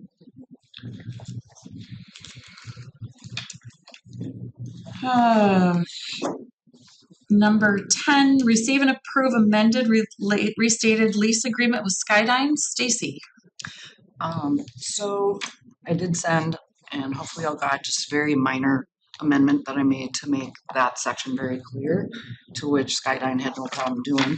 But there were 2 issues that I wanted to bring before the board to get your perspective before I go back to Woods Fuller for the suggested changes I think might need to be made. One of the things in here, and it's 6B of the amended and restated lease agreement. When you go to lease renewal, it talks about no later than 9 months prior to the lease expiration date, lessee may notify lessor in writing of its intention to not renew the lease beyond the lease expiration date. Such notice is given, advertised, etc. Then it goes on to state, and this has not been in previous agreements, if lessee does not give lessor written notice of non-renewal, the term of this lease will automatically extend for basically 5 years. So it's like an automatic extension. And I bring that to your attention in the event that you didn't see that. Perhaps that's something you want to consider, but I think it would behoove us to go back to the original language that was Rule 23, which became Rule 23. Number 23 in the original, and then number 5 as we go forward with the extensions. And then Sean brought this up, that when you have an exclusive concessionaire, to have an automatic lease extension, is not something that's easy for the FAA to prove. Mr. Burke? Well, I mean, this kind of goes back, I think even looking at the chamber survey, the one thing that every chamber member that took the survey, 390, weighed in on was the food services. And so I think, whatever last May, we approved the lease subject to the termination clause, that we had the ability to terminate the lease. And it was said at the time that we can terminate it for any reason on the lease. So we made a motion to put a memo together on that termination clause so we understood it. But my understanding is right after that meeting, that extension was given to our chairman to sign. So the new lease was executed before we had an understanding of the termination clause. And then after we got the memo, a month later, it was really confusing to me. So in going through the lease, I didn't feel we had a termination clause. And we discussed that, both Sean and you, and said we absolutely can terminate for any reason, which we couldn't. And so what the idea was, we'd go back to them, because they've been a great partner, and say, here's what we need. We need a termination clause. And the other issue was we have to reimburse them for what they're spending on the space. And that amortization is over 12 years, even though we have a 10-year lease. So I'm like, the 2 things we wanted to accomplish in this, neither one of them were done. In fact, they came back with basically a 15-year lease rather than a 10-year lease. And I'm like, so I'm absolutely opposed to signing this lease. And I still think we have an issue out there that we don't have any ability to ensure their providing the level of food service that we may want long term. So think I can address this in 3 points. The first one, sort of a knee-jerk reaction on my part, if for any reason that I gave the opinion, if for any reason means for any reason. Well, as I started really digging into that, my analysis changed. And so I take responsibility for that. I'm almost glad that happened because I think we have a pretty good restated lease agreement here. To answer your second question, under the original lease agreement, there is the what's it called? The section where if the lessee is in violation of the terms of the lease and the 30-day notice to cure is not satisfied, the airport can terminate. Right, but that's typical in any lease. If someone's violating the lease, you can terminate the lease. But again, what we have here is no standards of what we expect from them or anything like that. So there's really, I mean, I don't know. I feel like we went back to them trying to, again, have some leverage over the termination or, change that amortization period. And neither one of those were accomplished. And we get the lease back that's really a 15-year lease. So I'm like, again, from our perspective, it's probably we're unable to do it because we've signed the old lease and we're committed to that 10-year period. But I feel like I voted on that lease without knowing that we absolutely had no termination. So I feel like, I don't know, but I think we should figure out what we expect the food service to deliver and not have it arbitrary, but we should have some leverage on them going forward. The motion that you had made was to approve the lease based on the exit clause. Yeah. Which was not, which was, yeah. The termination that was talked about was very simple. It was just notice by either party of termination.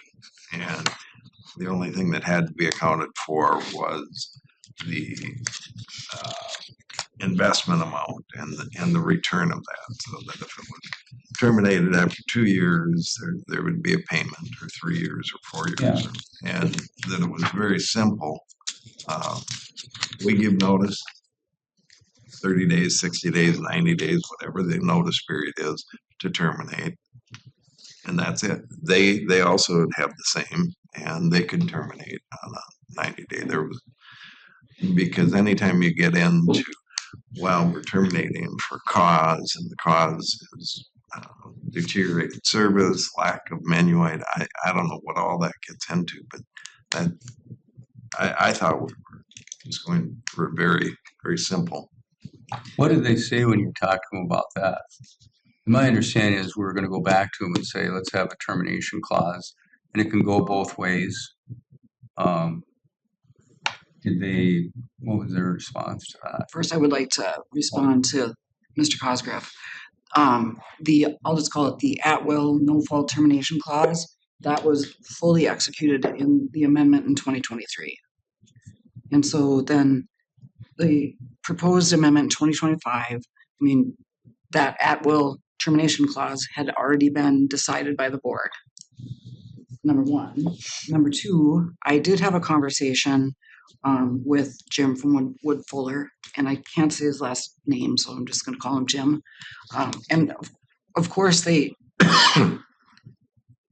their position is, why would we want to enter into an agreement where the airport could simply say, and this is their view, we invest this money, and the airport can just say, we're going to terminate. And that would be the return where we would, at whatever point we terminated, any unrecovered funds they'd advanced would be conceded in that. I would also include other damages that they could assert by. But Stacey, are you representing us or them at this point? I'm just trying to tell you what their point of view was when I spoke with them. Okay.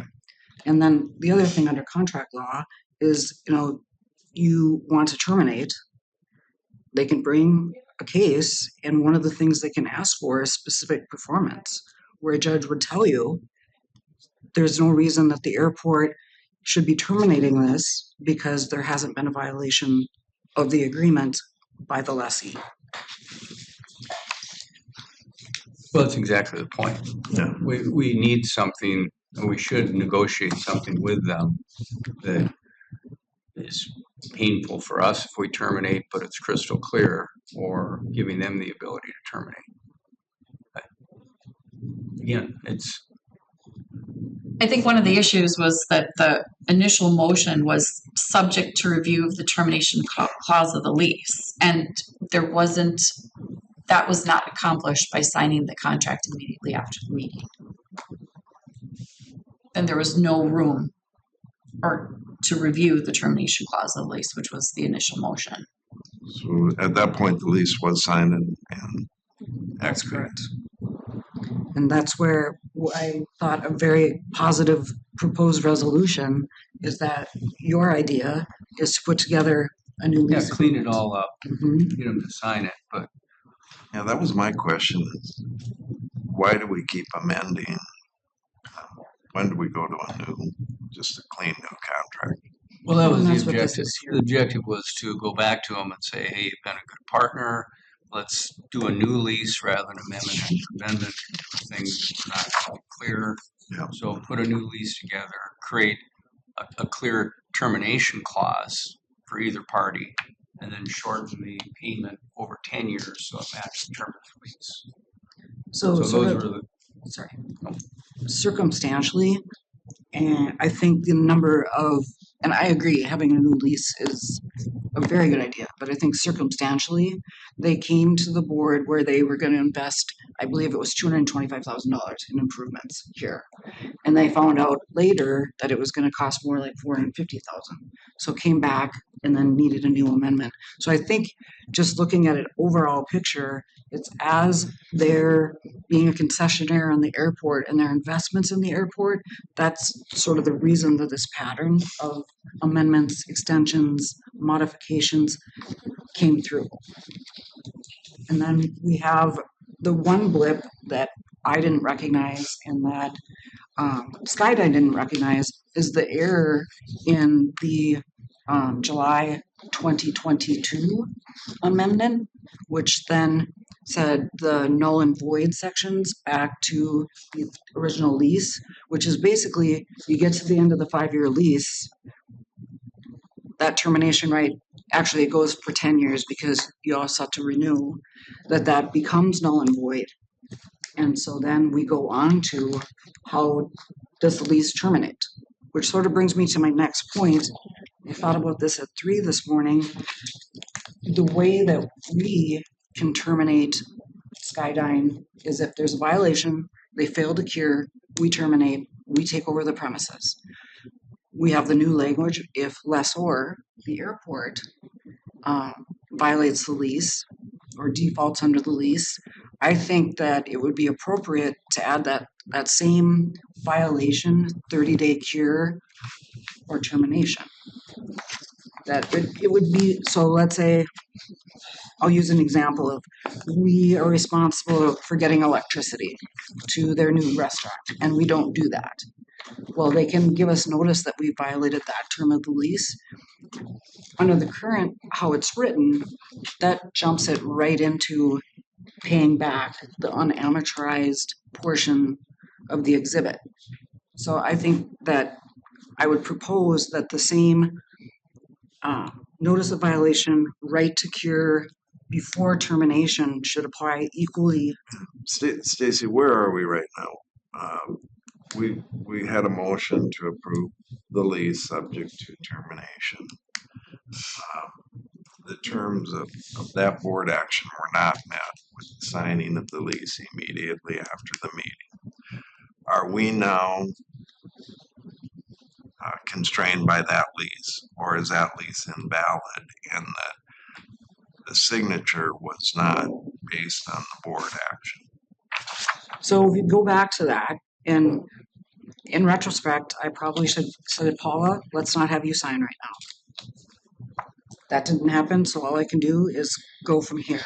And then- Okay, so you're saying that effectively put the lease in place that Paula was directed to sign, although it didn't meet the terms of the board motion approved. So, but you're saying we're now So- committed to that lease, this Except for- existing lease. Except for that the parties have agreed, let's go back and clean it up and see if there's issues that need to be addressed. Like the one I've just stated with regard to an automatic extension, there not being the right, the notice of violation to the lessor and the right to cure, then termination. So I feel like this has done that, and then we would be where we want to be. But again, I will go back. The 2023 amendment took away the ability of the board to just say, we're walking away. Well, and again, can we at this point just come with a new contract? Because we're starting to see the problems with the amendments stacked on amendments and the changes. And you take what should be a pretty simple transaction and translate it into one of your binders full of, restated amended lease. Could we just say, look, there was a mistake made. The board's intention was not to sign the lease as is. It was to negotiate an out for both parties. As you pointed out, Rick, this has now gone from a 10-year to really a 15-year. If there isn't notice given at the right time to terminate, it extends to 15 years. So, I mean,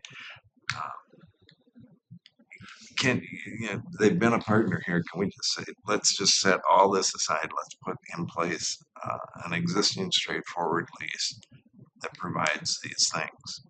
And would they, as our partner, be willing to do that? Have we asked them? I have asked them And they said, that the 2013 amendment, no, just set aside all the amended, restated. Let's start with, here's our new contract. If this were a new vendor, we would have a very straightforward lease with a new vendor. Are they willing to do that? I might be misunderstanding your statement, but that's what I think that this new document does. It's still going back to the original lease and amendment. Because Their attorney responded, should the lease agreement be condensed into one document? Their response was yes. Execution of one document would be helpful for interpretation and enforcement rights of the parties. That's what their attorney put together. So yes, they have agreed to. And that's the one you just emailed to us. Correct.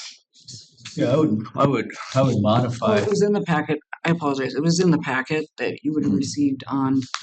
I just wanted to tweak that minor thing, but wanted to bring these two issues in front of you here today.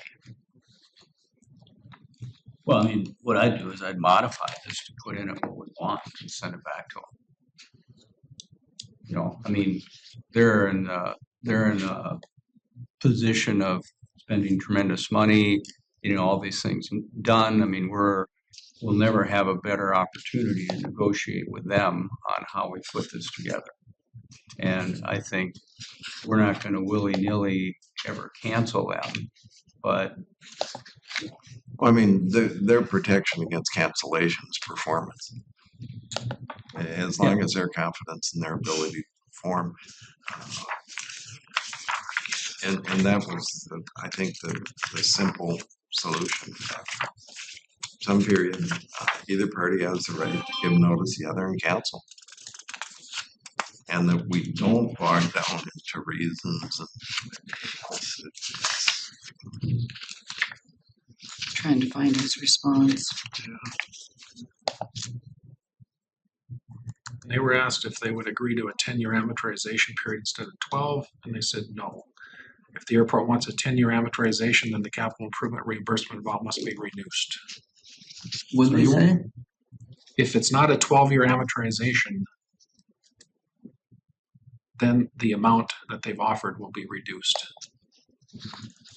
Well, I mean, the idea was we just increase the amount every year.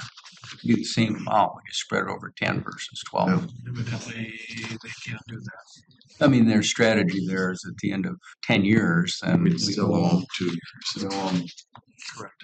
180, 200 grand. to get out.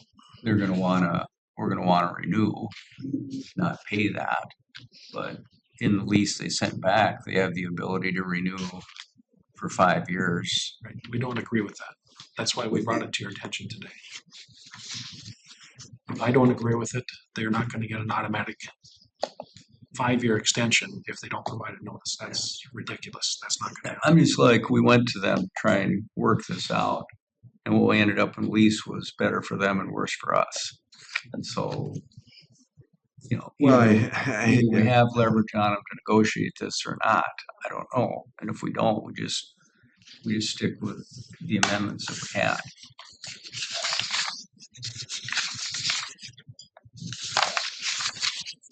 So I think, John, you had asked, like, are we bound by the agreement that I signed after that meeting, despite the motion being it would be approved only subject upon review, and a review was never achieved. We didn't review the exit clauses prior to signing that contract. So I went back to the meeting minutes of that meeting, and I understood my marching orders were to prepare a memo reviewing all of the agreements, which then I supplied.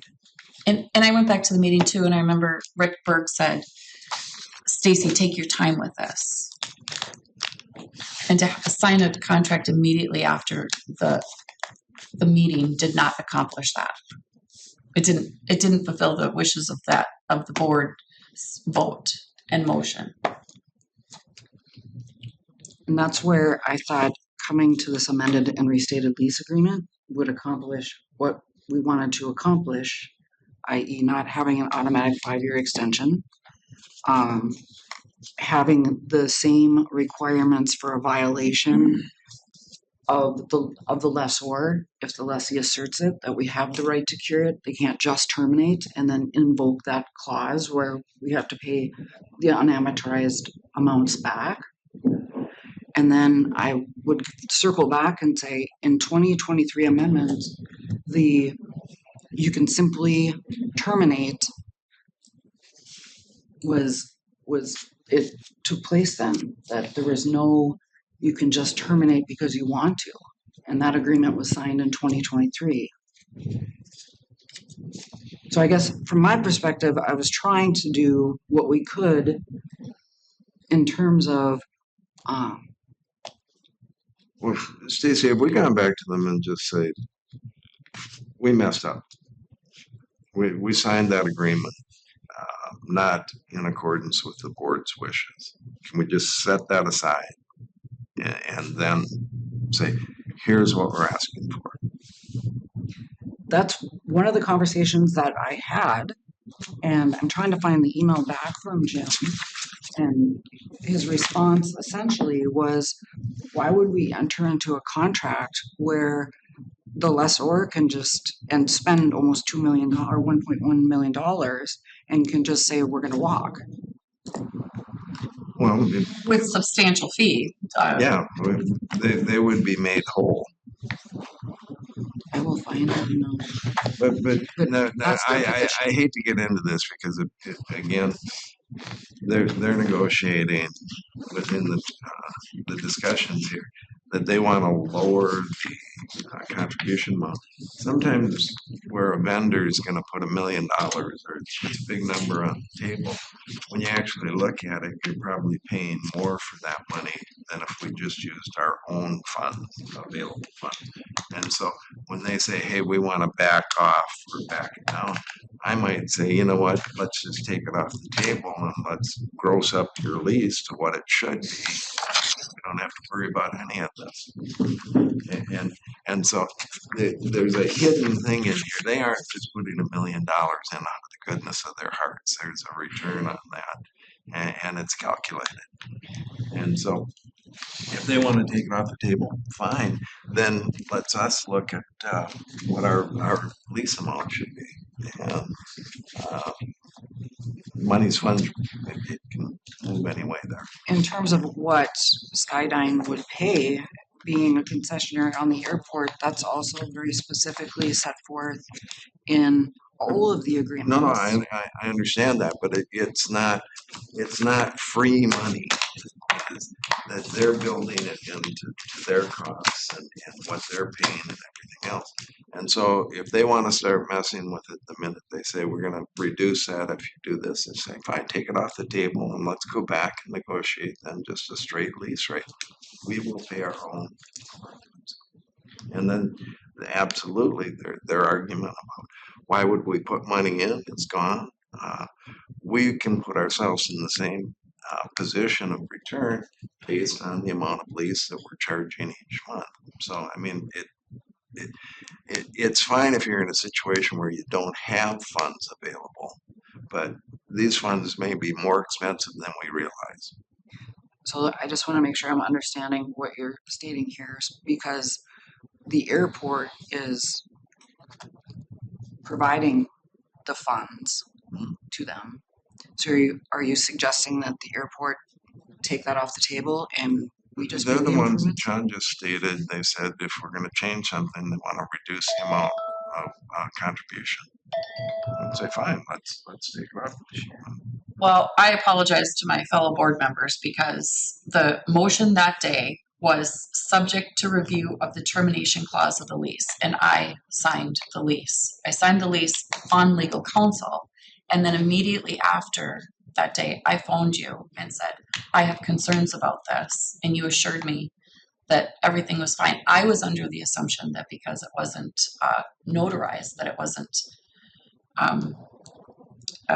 effective because of other couple leases that we signed that day that did need to be notarized. So I think that there was a fair amount of confusion about this situation and that it didn't comply with what the board members had made the motion, seconded, voted unanimously to approve the contract with Skydyne, but it was subject to review of the termination clause.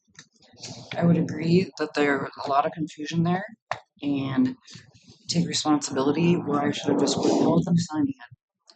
So that's where I've stepped into this next step, is can we get where we're looking to go?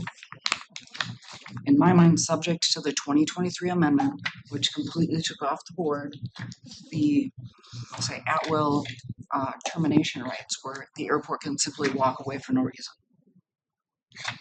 And that's what we were looking for. That if we were dissatisfied with the level of service for any reason with our vendor, that we could give them notice. If they'd advance money, we would pay them back the money, and we'd be done. And that was our understanding. That was kind of either side can just terminate. And again, not building in a very clear termination, just we've decided to terminate. End of story, no discussion beyond that. And then what happened? So if you break down what you indicated, you're not satisfied with the service, employees aren't showing up. Let me finish, please. Okay. Section 26, notice of termination and right to cure. That's what that does. The board is not satisfied with the service that Skydyne is providing. You can give them notice of that violation. If they don't cure it, you terminate. Mm-hmm. And you start the whole process of litigating between, well, we disagree, we think we're providing enough service. It's all subject to interpretation. To clean out on any of these, because we're not satisfied, you're done. And that's what was discussed in that termination clause. The termination clause that was expired back in No, 2015. that was that approved the motion. The discussion was we simply have an out, and we don't have that.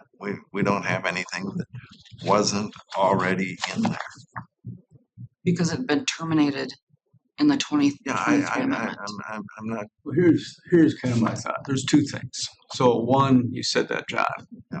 We board felt they were approving the lease subject to review of the termination clause, which we thought at the time we could terminate for any reason.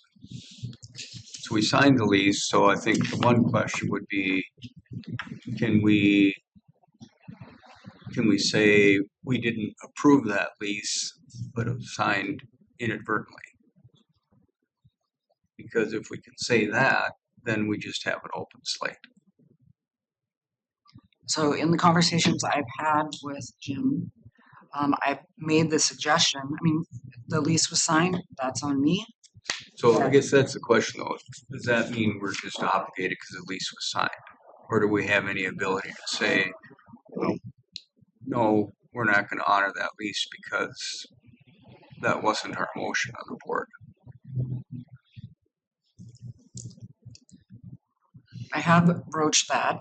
They feel that they have a lease agreement, agree that it was very mucky, and so that's where the parties. No, I'm just taking the fact that we signed that. If you say no, we're obligated to that lease, then we drop that issue. But if we can go back to them and say, the board did not approve that lease, it was inadvertently signed. I can go back again and talk with him about that, but Well, I think this is something we need to decide, not talk to him about, whether we have any grounds for that or not. And then if we say, no, we signed the lease, it's valid, then I think we can say, how do we create the best possible deal for the airport authority negotiating from that lease that we signed? And maybe we can improve it, but I think there's maybe an opportunity to do that. I just want to make sure I'm understanding. So they've made it clear that the 2023 amendment terminated the ability for either party to walk away. Correct. They're not willing to go back to what was approved in the original lease agreement with that 5 years, which did have consequences. If at the end of 5 years, Skyline wanted to walk away or the airport wanted to walk away, there was consequences there. They're not willing to do that. Stacy, I think it's a very fundamental question. This board did not approve signing the lease without the termination clause. It inadvertently was signed. Are they saying, no, that's an executed document and we're holding you to the lease that was signed? That's just a yes or no. Yes and no. No. Are they holding it to that lease? Yes. They could. But have we asked them that specific question? Because I would like to reset this to there is no signed lease because we didn't meet the conditions of the board to sign the lease. Now, if you're saying they've got an executed lease and they're holding us to it, now we're negotiating within that confines and all the amendments and the restated and everything comes along with it. The first question is very simple. The board feels that the lease was inadvertently signed while not completing the terms of the approval. Are they willing to just hand that back and say, okay, we understand? And then we'll negotiate going forward. So what is it you're looking to negotiate? Well, first of all, I just want to know, are they saying we have an existing enforceable lease that was signed by our chair? Well, I would say that's not a question for them, it's a question for us. Well, so we should decide if that's enforceable or not. Then we can tell them it's not enforceable because they're going to say absolutely it's enforceable. Yeah. So I think that's from our perspective. So if we want There's a motion made and seconded and unanimously passed, our board chair signed it. And now you're pointing fingers and saying it's all Stacy's fault. That's BS. Well, I signed it on legal counsel. I shouldn't have to have my own attorney here before I sign a lease. And Jim, the board passed the resolution. subject to termination clause. And there was no termination clause. But then if that's the case, we agree with that that's what it is, and then we figure out how we can we improve on that?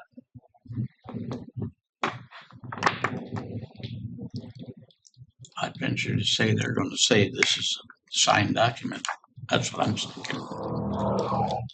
And maybe I'm misunderstanding, but what I'm struggling with, and probably sounding redundant, but the 2023 amendment took away the ability to just walk away from the lease. So that was and will be their position. And in discussions with them, But it was our position not to sign the lease unless we had that type of termination agreement. And so you're saying we lose on the clause because it was signed. Well, it was only approved to be signed with that termination clause. And so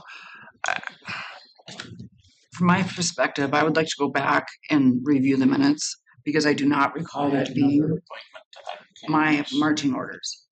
I recall the marching orders were you voted 5-0, and then after the fact, Mr. Berg set forth what our termination rights are, and that's where the memo I did was forthcoming.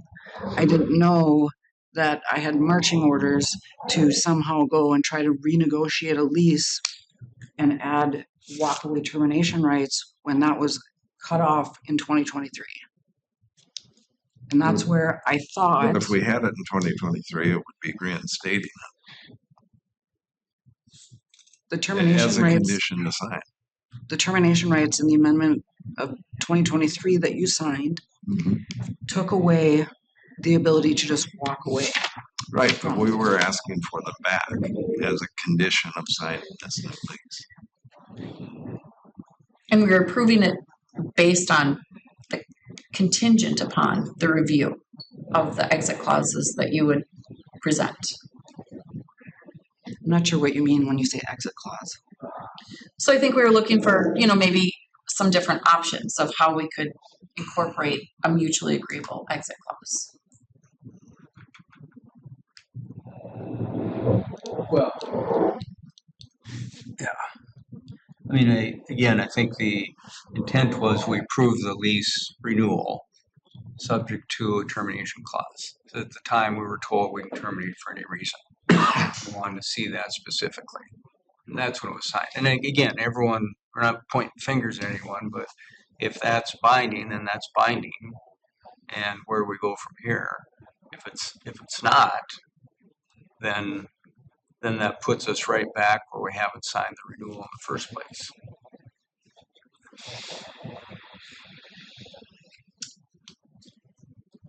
So, I mean, to me, that's the question. If we say, yeah, we're bound to that lease, then try and improve our position through negotiating with them before they start all the remodeling and do everything. And if we can find a mutual agreeable opportunity, we do it. Otherwise, we don't change it. If we can't improve on the lease that was signed or the amendment that was signed, we don't do anything. And then we're just committed for 10 years for Skydyne and whatever. Let me put out the hypothetical. Let's say I hadn't had Paula sign. Just say, let's slow the roll, and went back to Skydyne and said, somehow I've understood that you were looking to back off of the 2023 amendment and or sort of add a just walk away clause, and they said no. Well, we wouldn't have said a walk away. We would have said we want a mutually termination or opportunity. And that was before we signed the renewal, so they would, if they wanted to be in Hector Airport, we would have negotiated something, right? Because their lease, the renewals, their amendments were up. They wanted to do a 10-year term. Well, so if we hadn't signed that extension, then we would have negotiated, we would have made it clear what we were told about a termination clause kind of at will. So the current lease has an end date of 2029. And the 10-year extension only starts upon substantial completion of the airport expansion and their facility. That's when that 10-year starts, because the money, excuse me, will have been loaned from the airport to Skydyne, and then when in 2027, Skydyne within 4 payments pays that all back.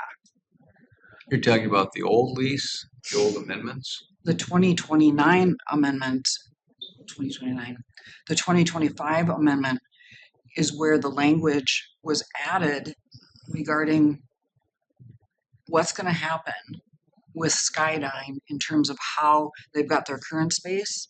They'll have likely temporary space, and then their new space, and then this negotiated amount would what Skydyne needs to be able to complete what they want to do at the airport is the $1.1 million that the airport's paying them, they're paying back. That was the reason for the amendment, with the understanding that the 2023 amendment cut off any ability to just say we're going to just terminate. So before we sign that lease, when would their term expire? 2029. And they wanted to extend it for 10 years based on what they were going to spend. Correct. From the point that we signed it, from the date that we signed it. So that would be 10 years, so it would have been like till 2036. When do we think, and this is a Sean question, when do we think that the expansion, the terminal will be completed, generally speaking?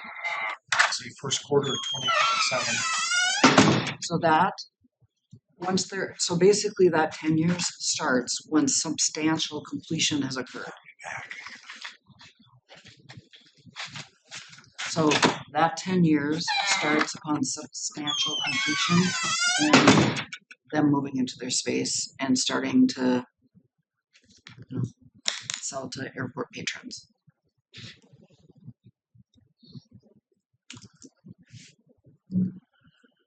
How would you like to proceed, Mr. Berg? I don't know. I don't think there's any action to take here. I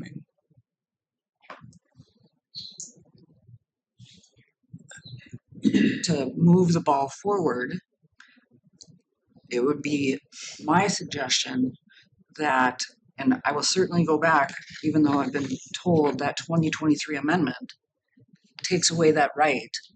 The parties agreed that you can't just at will walk away from the lease. So with that said, that's their position, not something that they have looked to negotiate. So from my perspective, I think to at least move the ball forward, that automatic 5-year extension on the 10, I don't think the board should agree to that. that takes us back to what we have now. So we don't, I mean, if we just don't sign this lease, it's a 10-year lease with them. If we don't sign it, then we have, what we have is a lease through 2036 or 10 years from 41. substantial completion. So if it's completed in 2027, it would be to 2038. Okay.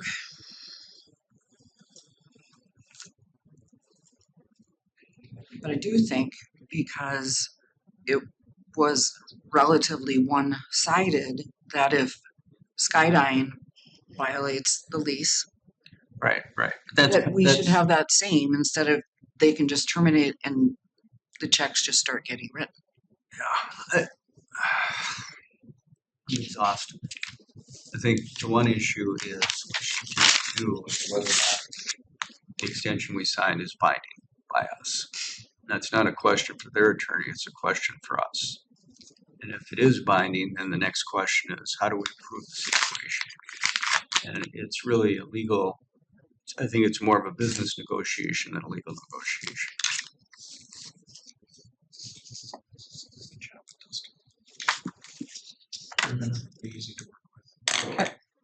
And I guess this has nothing to do with me, but you said, this long-term, really good relationship that the board has had with Skydyne and the services that they've provided and the amount of money that they're gonna invest, that figure out a pathway to, Well, yeah, well, that's why I was assuming because we have that relationship, we'd be able to rectify this and have something that's mutually acceptable.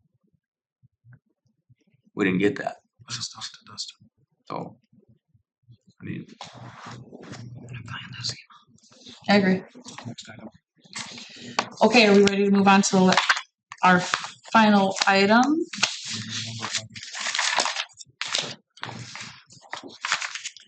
Number 11. Oh, it's not the final item. Consider recommendation to increase the fuel flowage fee from 0.4 cents a gallon to 6 cents a gallon, effective January 1st, 2026.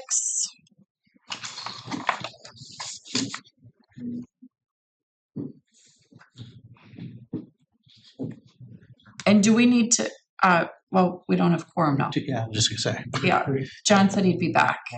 Or 3. Oh, we do. Okay, all right. Is there a motion to, I think, Sean, this was in our budget, right? For the 2026 budget, we talked about it, and I maybe brought up an objection to it, but just because I had some feedback from people. But I think our long-term goal is to get more of a fair fuel flow compared to other airports, right? I mean, that's The direction was to get to 8 cents. That's what it was told to do, and this is a what step in does that 8 direction. cents mean? I mean, is that, how do More we of an come up with average, I that? guess. It's more of an average of what's in the area. So this is like a plan to step it up over years, correct? Correct. Again, I don't have a problem with it if it's part of a longer term plan. is there any more discussion? I'll probably vote against it, but I think if the board wants to, that's fine. What's the motion? We're the fuel flowage fee increasing from 4 to 6 cents per gallon, effective January 1st, 2026. And that's all fuel, or is there still the exceptions? Yeah, but that was kind of part of our budget is we're trying to get up to 8 cents in a subject to the tax increase. there. So I'm like, Yeah, I was just curious. There was the one, I think we're low. there was one carve out or something. Yeah, it's so aircraft that the FBOs own. So Is that a significant amount? I don't know what the amount is. I guess we've never asked for it, but it's fairly common. Are you saying it should go to 8 cents? No. Well, not in one jump. From 4 to 6. Yeah, so we just have Jet Center as the FBO, unless Dave is an FBO. Yes. Fargo Aircraft Maintenance. You have shots. You have Group 6. Group 6, and then the Fargo Air Inc. tank, the group avgas tank, and the subject. Those are the only groups. So what are they paying? Like everybody else, 4 cents. I misunderstood that. I thought there was a carve out. Well, the carve out. Carve out is for aircraft that are owned by the FBO. So if Jim and Pat want to take an aircraft they own and go on vacation, fuel that they put in it for their own use isn't subject to the 2 So cents. any of the FBOs or the fuel The suppliers. only one that, Dave Saul doesn't own any aircraft, or if he does, I'm not aware. Well, it's probably a separate issue. We should look at that. Yeah, I wasn't sure what it was. It's been there since the 70s, or as long as I've been around. Aircraft that they own. Do you want to table this decision? No. Well, I mean, the 6 cents. Like I said, I think it's fine to take it up. Do you feel like you've got any conflict of interest on this vote?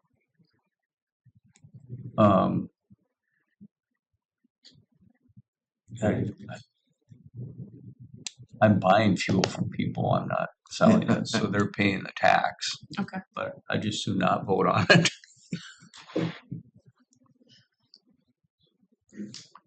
We'd still have a quorum if you abstain. I'll vote against it. I mean, again,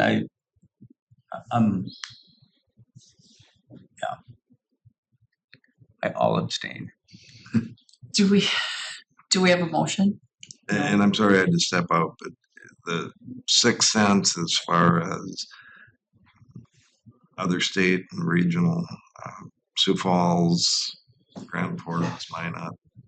Is that Still a little bit low. They're anywhere from 8 to 12. Some are at 17, but that includes the storage of the fuel as well.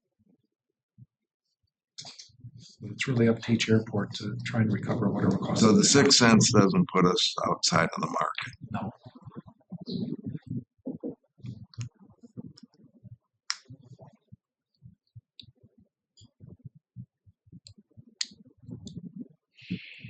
How would the board like to proceed on this? Do you need a motion? Mhm. I would move to approve the increase in fuel flowage fee from 4 cents to 6 cents per gallon effective January 1st, 2026. Second. Any more discussion? Roll call? Shawnee? Yes. Steve. Cosgrove? Aye. Aye. Number 12, receive bid tabulation and recommendation of award from Mead and Hunt for glycol collection and force main north segment, $897,000.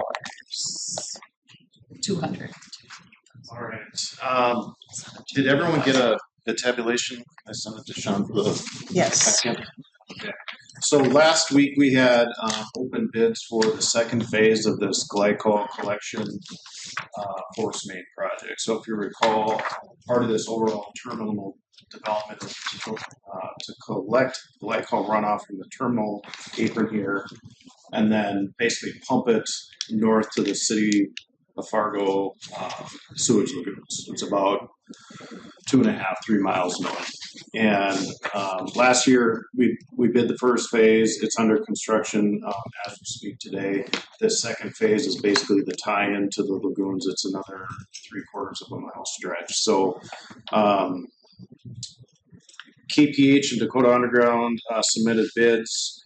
KPH was at just over $897,000, and then Dakota Underground was just over $1.3 million. Our estimate for the project was $1,020,000. Reviewed all their bid documentation as far as license bonding, DBE requirements, all the federal things. Everything is in line. So our recommendation is to award the project to KPH for $897,200 even. So move. Any more discussion? Keep these bids coming in lower than your estimates. Yeah. Roll call? Shawnee? Yes. Bert? Aye. Cosgrove? Aye. Aye. Old business, safety report. Nothing to report. Tom Shower? Tom's still on. Oh, Tom had to jump off. He had a hard stop at 9:55. So we'll just skip that. There's nothing to report there. So Brandon, you're back up again. Brandon, are you still on? Yeah, I'm still here. All right, I think we can keep this pretty short and sweet because we kind of talked about this earlier on, and Ivy is on as well if you have any questions. But the Arts and Amenities Committee interviewed 2 art curators, and as I had mentioned before, the Arts and Amenities Committee felt that a curator was necessary to place the art and coordinate the artwork and the call for artists. So we interviewed 2 art curators, unanimously agreed that Ivy was a good fit and the most qualified candidate to perform the art curation at the airport. The Arts and Amenities Committee is requesting approval to move forward with the first phase of what Ivy Oland is proposing, which is a phase 1 only, and that's establishing an art curation program specific for the airport once all the sponsorships are aligned. And then this will be of course, coordinated with Tana to ensure that there's money available for what she proposes.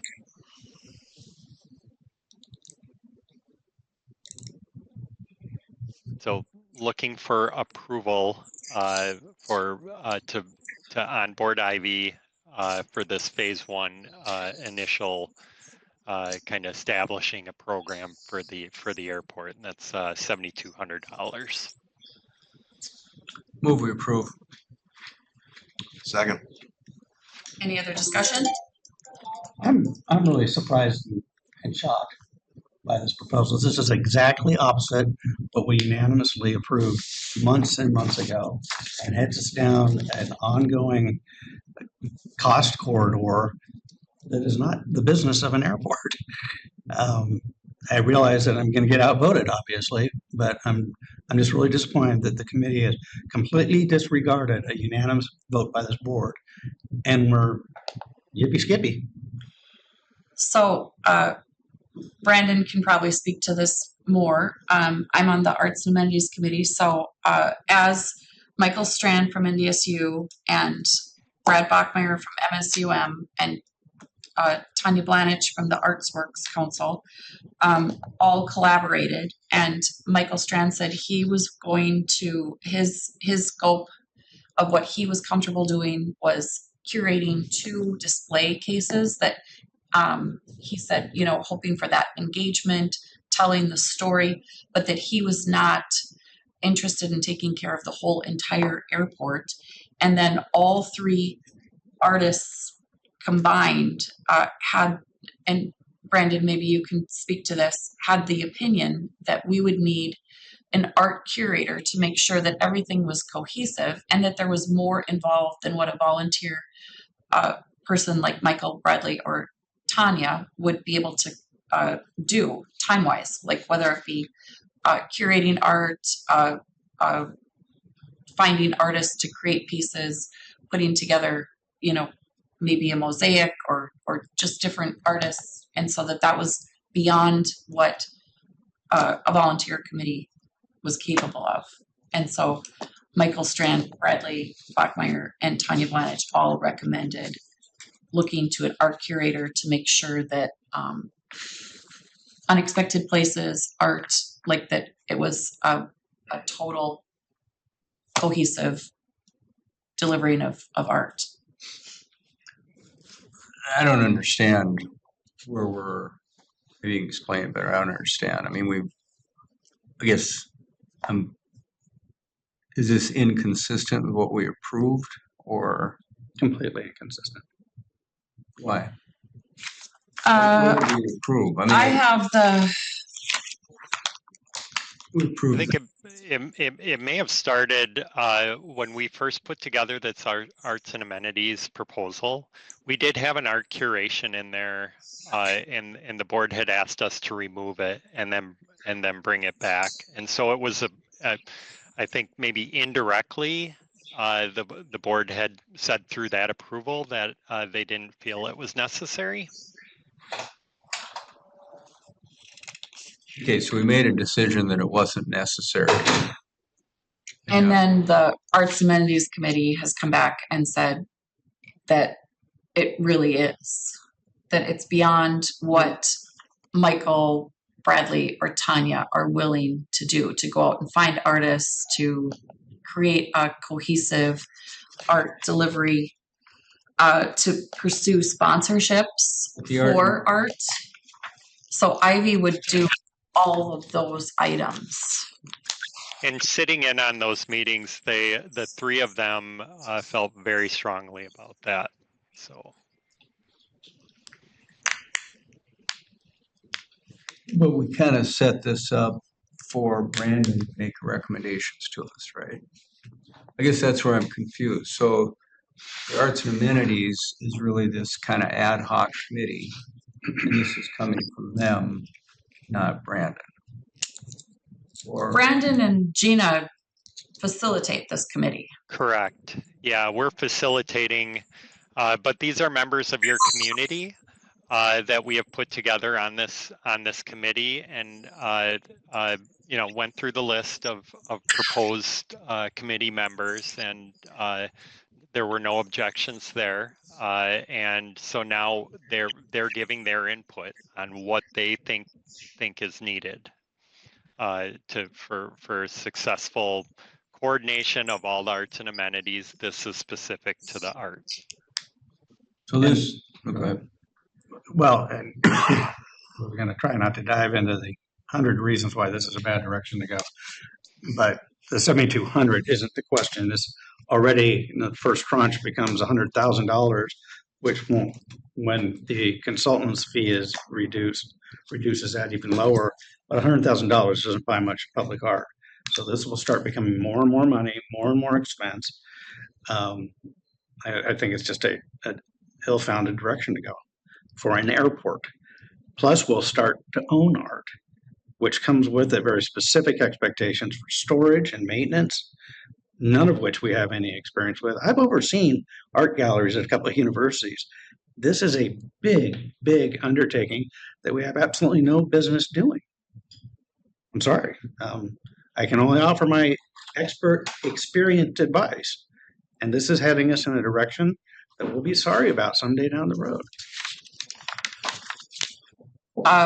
Ivy's online. Perhaps you could run through briefly your phase 1 proposal. Absolutely. And, I just want to give a little more background. I'm not only an art consultant, but I'm an environmental design consultant and have worked with Stanford Health on probably well over $1 billion worth of capital construction projects, in addition to several government agencies, universities, mixed-use projects, hospitality projects, and the Sioux Falls Regional Airport. And I can tell you that from studying airports across the country, this is absolutely a standard part of new construction projects in airports. And that's because they're not looking at the art as an accessory or an adornment, and ideally not a collection that requires a high level of ongoing management, but rather something that is a part of your identity. It's adding value to the traveler experience. It's considering the functional needs of the space, and truly building on top of that built environment. Sure. For those locations, are those states that require public art as part of capital construction? Because that's none of them, actually. None of them. Well, you mentioned none that I have worked on. Nationally, there certainly are, but I provided a cover letter for sake of comparison. The Sioux Falls Regional Airport, which I know serves a similar sort of bumper market, in the last several years has invested around $500,000 into their public art and amenities program. And I would encourage you to reach out to them. I do believe that they're, again, understanding that there is value in determining their brand identity and the overall environment and how it contributes to the traveler experience and their desirability as a traveler airport.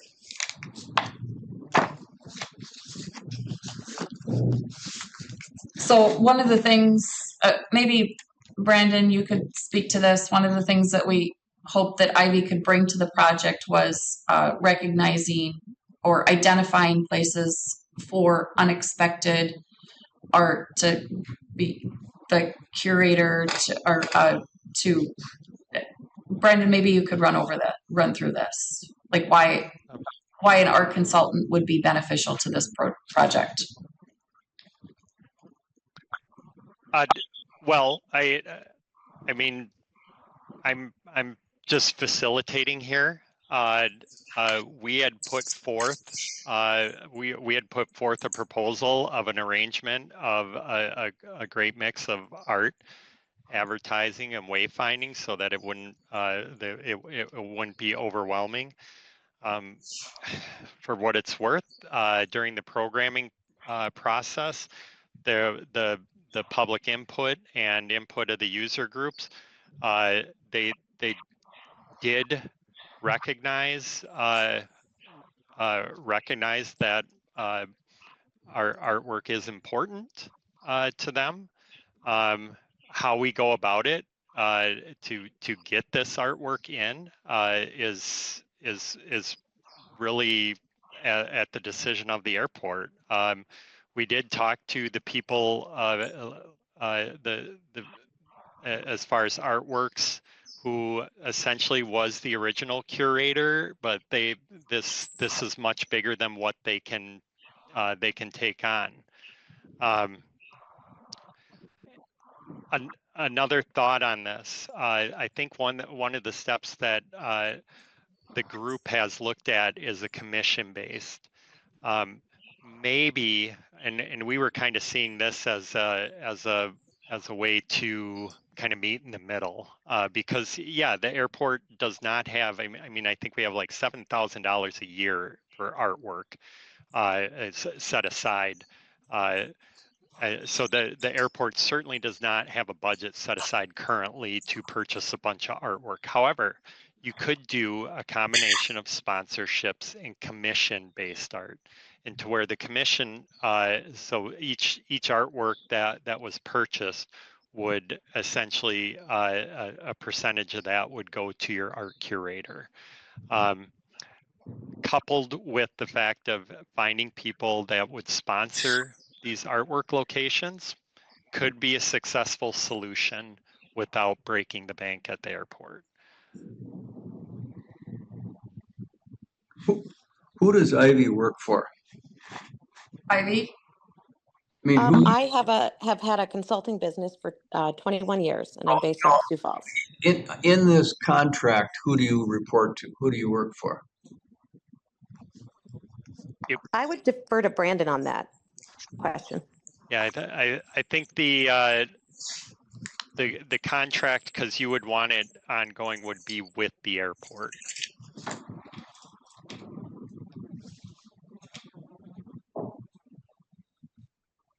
So the phase one that we were talking about today is for Ivy to assess.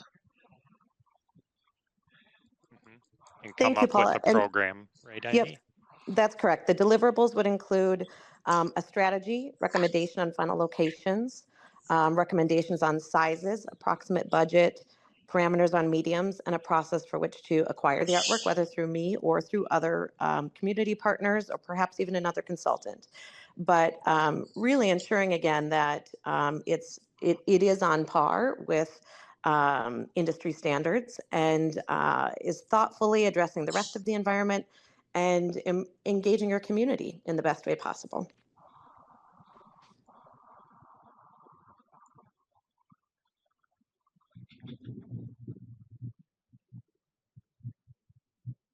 Well, and part of this is we want, if we're going to prove something, what's our cost going to be? I mean, what do you anticipate the budget for phase one? That is the $7,200 for Ivy to put together a program specific to the airport. And I think there was talk with the that budget would be absorbed into the future commission sponsorship structure. So are we being asked to approve a proposal that we have no idea what it says?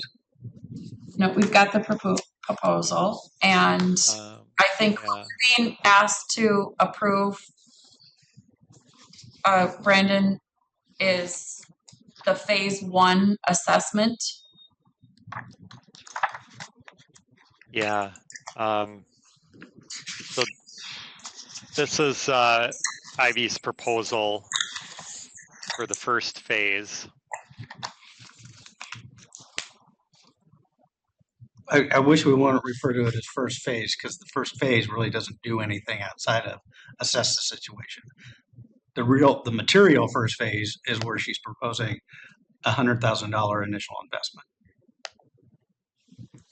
To clarify, the deliverables would include a documented report, again, that provide recommendations about art locations, art sizes, art mediums, budgetary amounts, and some preliminary information to help set you up for the start of the process to engage sponsors.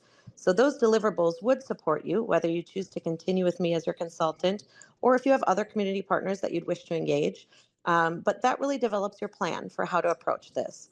And again, this is built on now decades of experience with large healthcare systems, major construction projects, where there's a broad recognition that this needs to be a comprehensive environment. And again, I can just tell you from experience, approaching it based on volunteer support alone is incredibly challenging. So I really feel there's tremendous value in the deliverables that you will receive, however you decide to go forward in terms of allocating dollars, fundraising, or working with community partners from there.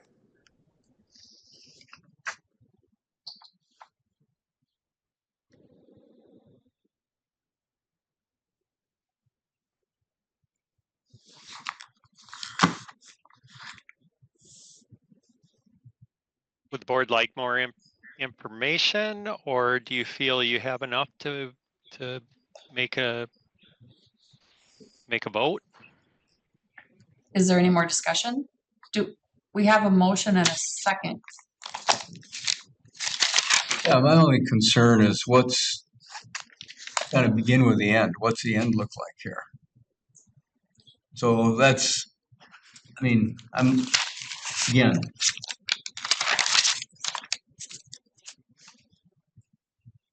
yeah.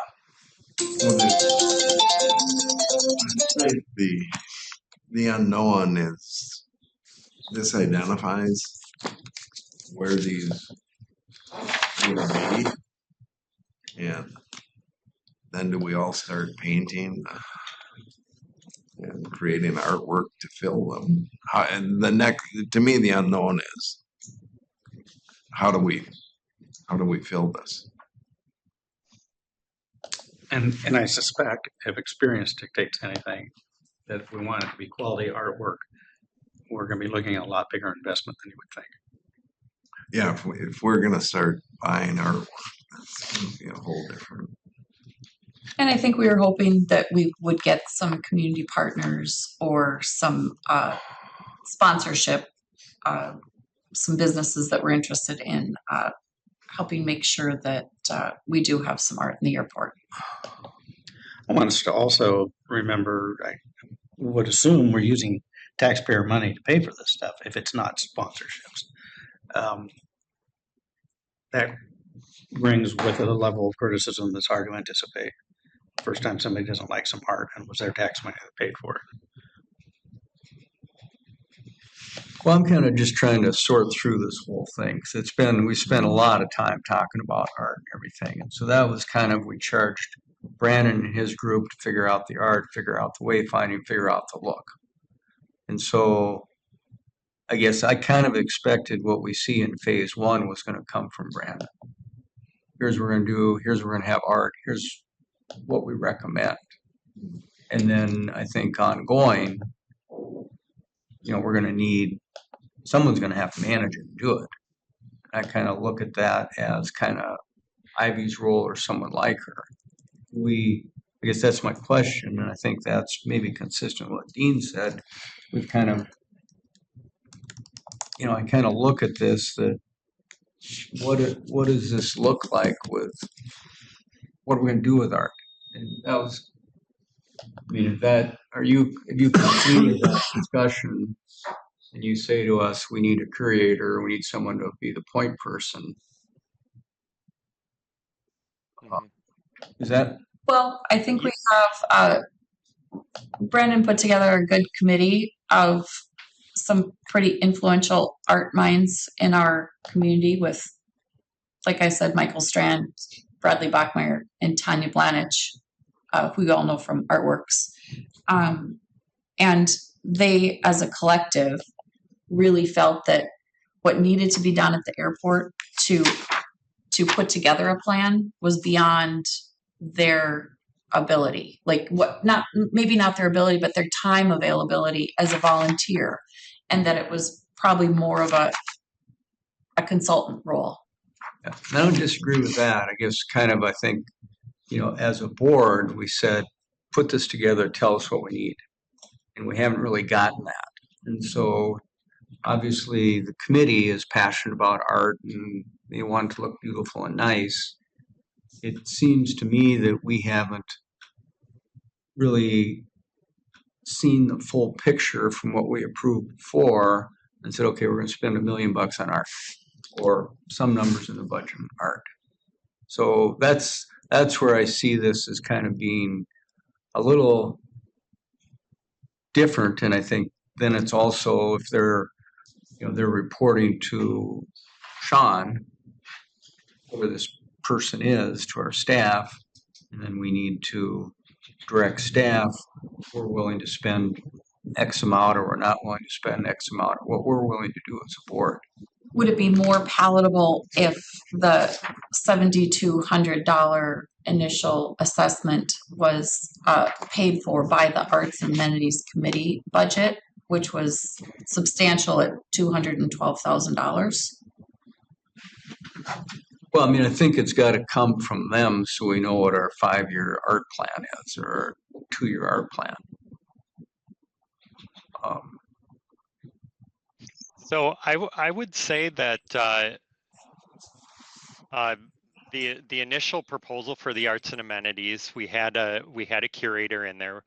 I removed that by request of the board, but this kind of strips it down. Ivy came back with, well, why don't we take a first small step relative to the entire cost of a phase 1, and let's establish a program and then see where we're at. I think if the airport doesn't have a specific direction for artwork throughout the airport, we have placeholders for it.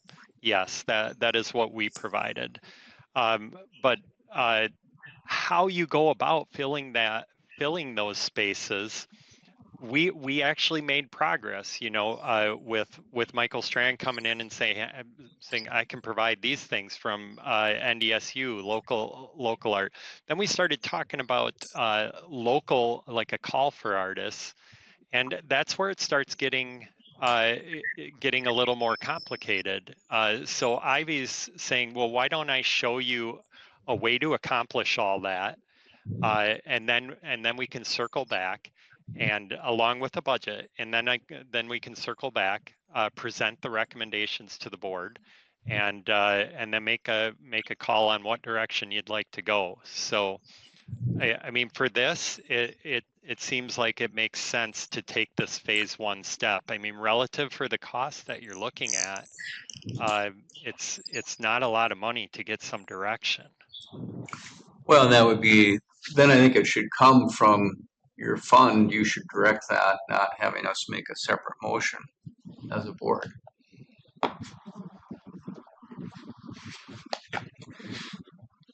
I'm sorry, I misunderstood, Rick. What? We set up the committee, right? The committee's going to come up with a plan for wayfinding, signage, and art with a budget. Mm-hmm. So if you need a phase 1 on the art to complete that, then I think Ivy should work with you on that so you can lay it out for us and say, here's our overall plan. If we're hiring someone for signage separate, someone for art separate, someone for something else separate, I mean, that's what we're into a year ago, and it got to be a real mess. So if you're recommending that we hire Ivy, fine, but I don't think that should necessarily come for this ad hoc group. We know what the big picture is. So, I mean, that was kind of what you suggested too, right? Brandon, so you'd like to add this to our contract then? Well, no, Brandon, $7,200. Brandon, your committee was given, I believe, up to what, 200,000 on a billable basis. That Yep. Ours would be. Sounds right. What I think Mr. Berg is suggesting is that the 7,200 would be paid for out of your committee with the results reported to you and you reporting back to us. Okay. So yeah, So the first round where we had this amount it was more than $7,200 because it was all of the art curation. The board had asked to remove that, and now in which we did and came back with the proposal without the art curation, and now we're asking to put part of it back in, but you want us to maintain our fee.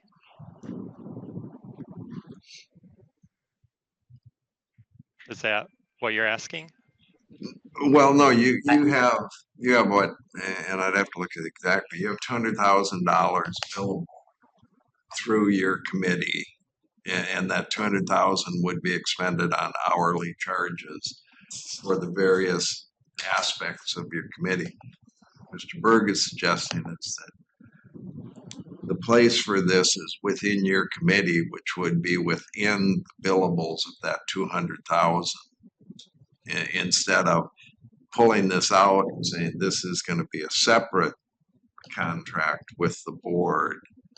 Because again, we're then partially in to your committee, and so yeah, so I can roll this into our contract through an amendment then, if that's what the board would like to do. It says, meet and hunt to facilitate and take the lead on communication, scheduling meetings, and timing of decisions and installation. So that would be a little bit under what Ivy would do. Procurement and installation of artwork. Initially, in the scope, said it would be through NDSU School of Design, Architecture and Art, as well as Artworks. And both of those entities have deferred to Ivy. Mm-hmm. And then so Brandon, this you don't think this is billable under your 200,000 for your committee? Well, it was not in our scope. No, it was removed. It was removed. So I can. Yeah, no, I'm getting confused here, but yes, it was removed from your original contract, but then you were assigned to do this, what Paul has just been reading, with a budget of $200,000. Would this should be then part of that 200,000 in billable, not under your old, but under the committee as it is. Okay. Well, I mean, in the interest of getting this done, we'll move forward with it. We'll work with Ivy, and get this phase one consultation done to help the airport get some direction on a step beyond just artwork locations. You're like, as you're seeing up on the screen here, you're going to get an approach to get sponsorships, budget scenarios, tiered recommendation of core secondary art opportunities. Yeah, a lot of this was in our original proposal, and it was stripped out, but we'll add it back in. And I mean, in the interest of goodwill, we'll maintain our fee. I mean, I think we still have room in the budget, don't we, Brendan?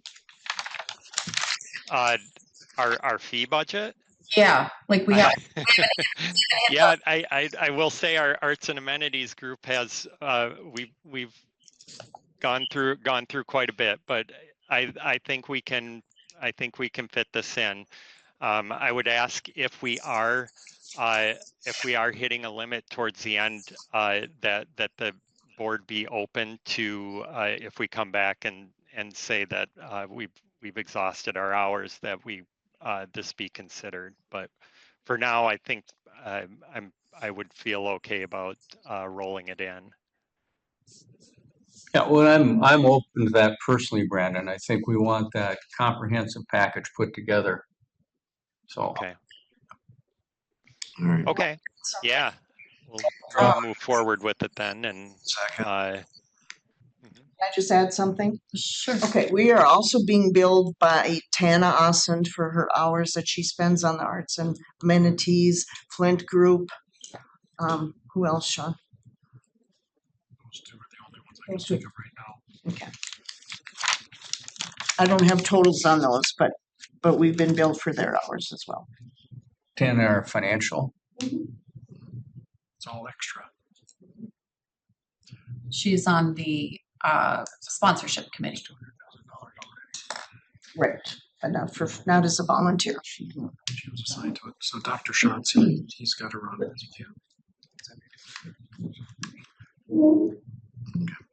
Okay, are we done with this topic? No, we have a motion. Yep. Second. What I do we do withdraw with through them? the Withdrew? withdrawn. Thank you. Because it'll just be absorbed by the Arts and Amenities Committee. Okay. Special assessments update. There was a meeting on Friday, and the mayor had called the meetings, met with the mayor, city administrator, Mike Redlinger, finance director, Susan Thompson, Doug Durgan, the special assessment coordinator, and Tom Nakamis, the city engineer, Cosgrove and Rick were online. So there's been some change, we believe, in the FAA's view of airport revenue related to property tax dollars, the levy funds that we receive. There's an opinion, or at least an initial opinion, that mill levy money is not considered airport revenue.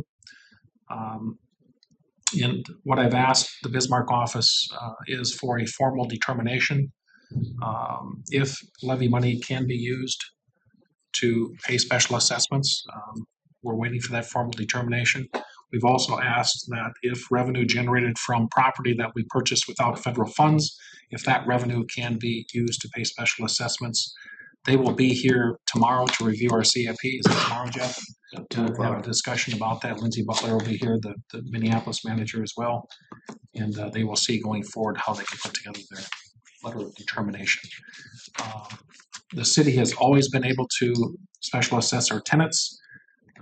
Rick and John asked that the special assessment coordinator put together what that would look like if it was fully assessed to them, and then see what those numbers are, and then make a decision then if that's how we want the city to proceed. Did he forward that to you yet? No, he hasn't. I expect that's going to be a while. He can only, we can't take the total assessment to the airport and transfer that to our property owners. It still has to be a proportionate. Correct. Each property owner has to be shown to benefit to that amount, so it won't eliminate that. That is one thing I think that we need to be understood by the FAA, that the state law requiring special assessment required assigned benefits. So the situation of a subway that's going to be totally paid for by the airport and have 20 stops along the way, you can see where they want to avoid those situations. But our state law in special assessment proportions those already. So, but I think we've found some way possibly forward.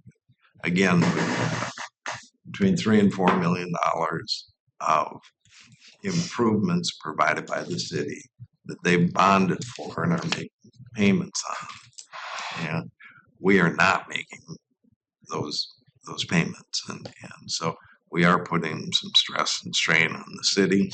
And if we can find a way, the yearly payment would probably be between $200,000 and $300,000. So if we can find a way to work through that, because all we're doing right now is kicking the can totally down the road, that these things are just sitting there and not going away and not being resolved. They built up, like I said, it was one thing when they were $25,000, $40,000, $50,000. Now we're up into $3-4 million. It becomes a significant issue. Yeah, I think it's a good faith effort on our part to improve our relationships with the city if we can figure out how to do this. Well, I thank you both for your work on this, as well as Sean. Any other comments on the special assessments update? Sean, you sent out some information that was on the one of the older special assessments, and I looked through that. The only thing I would ask that you add into kind of that file, so as people come back and ask about it, we had all the minutes of what the airport authority approved. If we could match that to what the minutes of the city commission, what their action was, so you can see.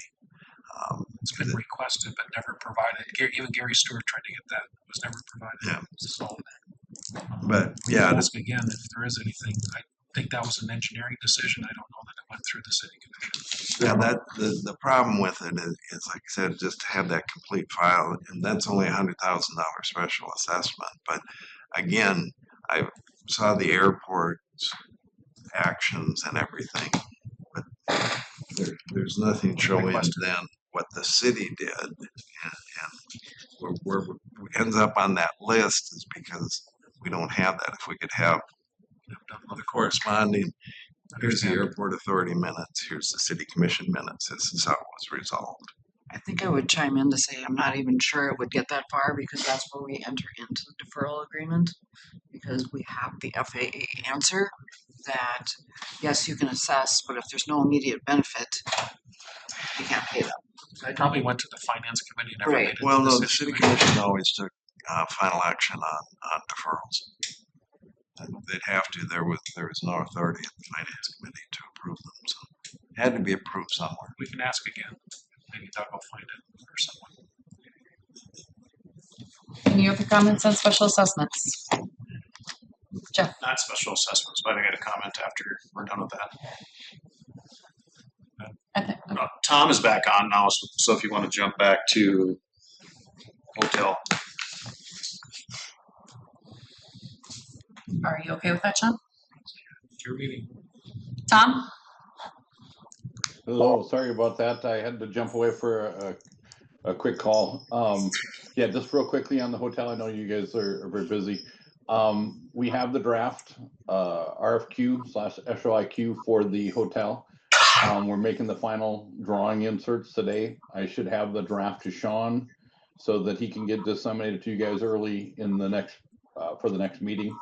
So you guys should have, it's about 7-8 pages plus a couple of exhibits. I'd like you to go through it, make sure we're hitting the points you want to make sure you're getting one, good competition, two, good definition, what we're looking at, and trying to find that balance. We have been working with Sean as well as the terminal design team as well to put that together.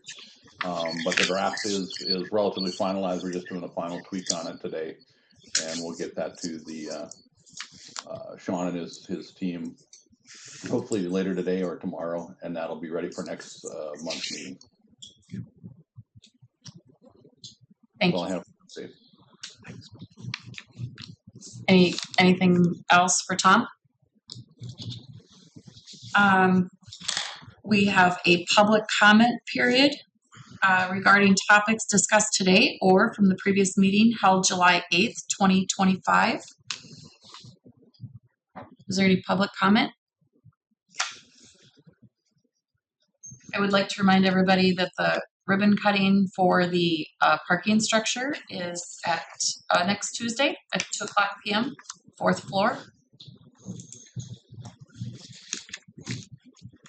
Is there a move to adjourn?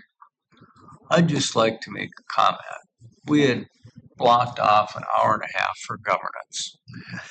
And, I feel had we taken this up 3 months ago, we wouldn't be spending 3 hours on our meetings. So I'm just wondering if we should even worry about governance. Because I don't know if there's the interest in doing it or not, but I'm just very frustrated. And again, so that's maybe my fault for not pushing it more, but again, we've got a ways to go as a board. So that's it. I'll move adjourn. Second. Meeting adjourned.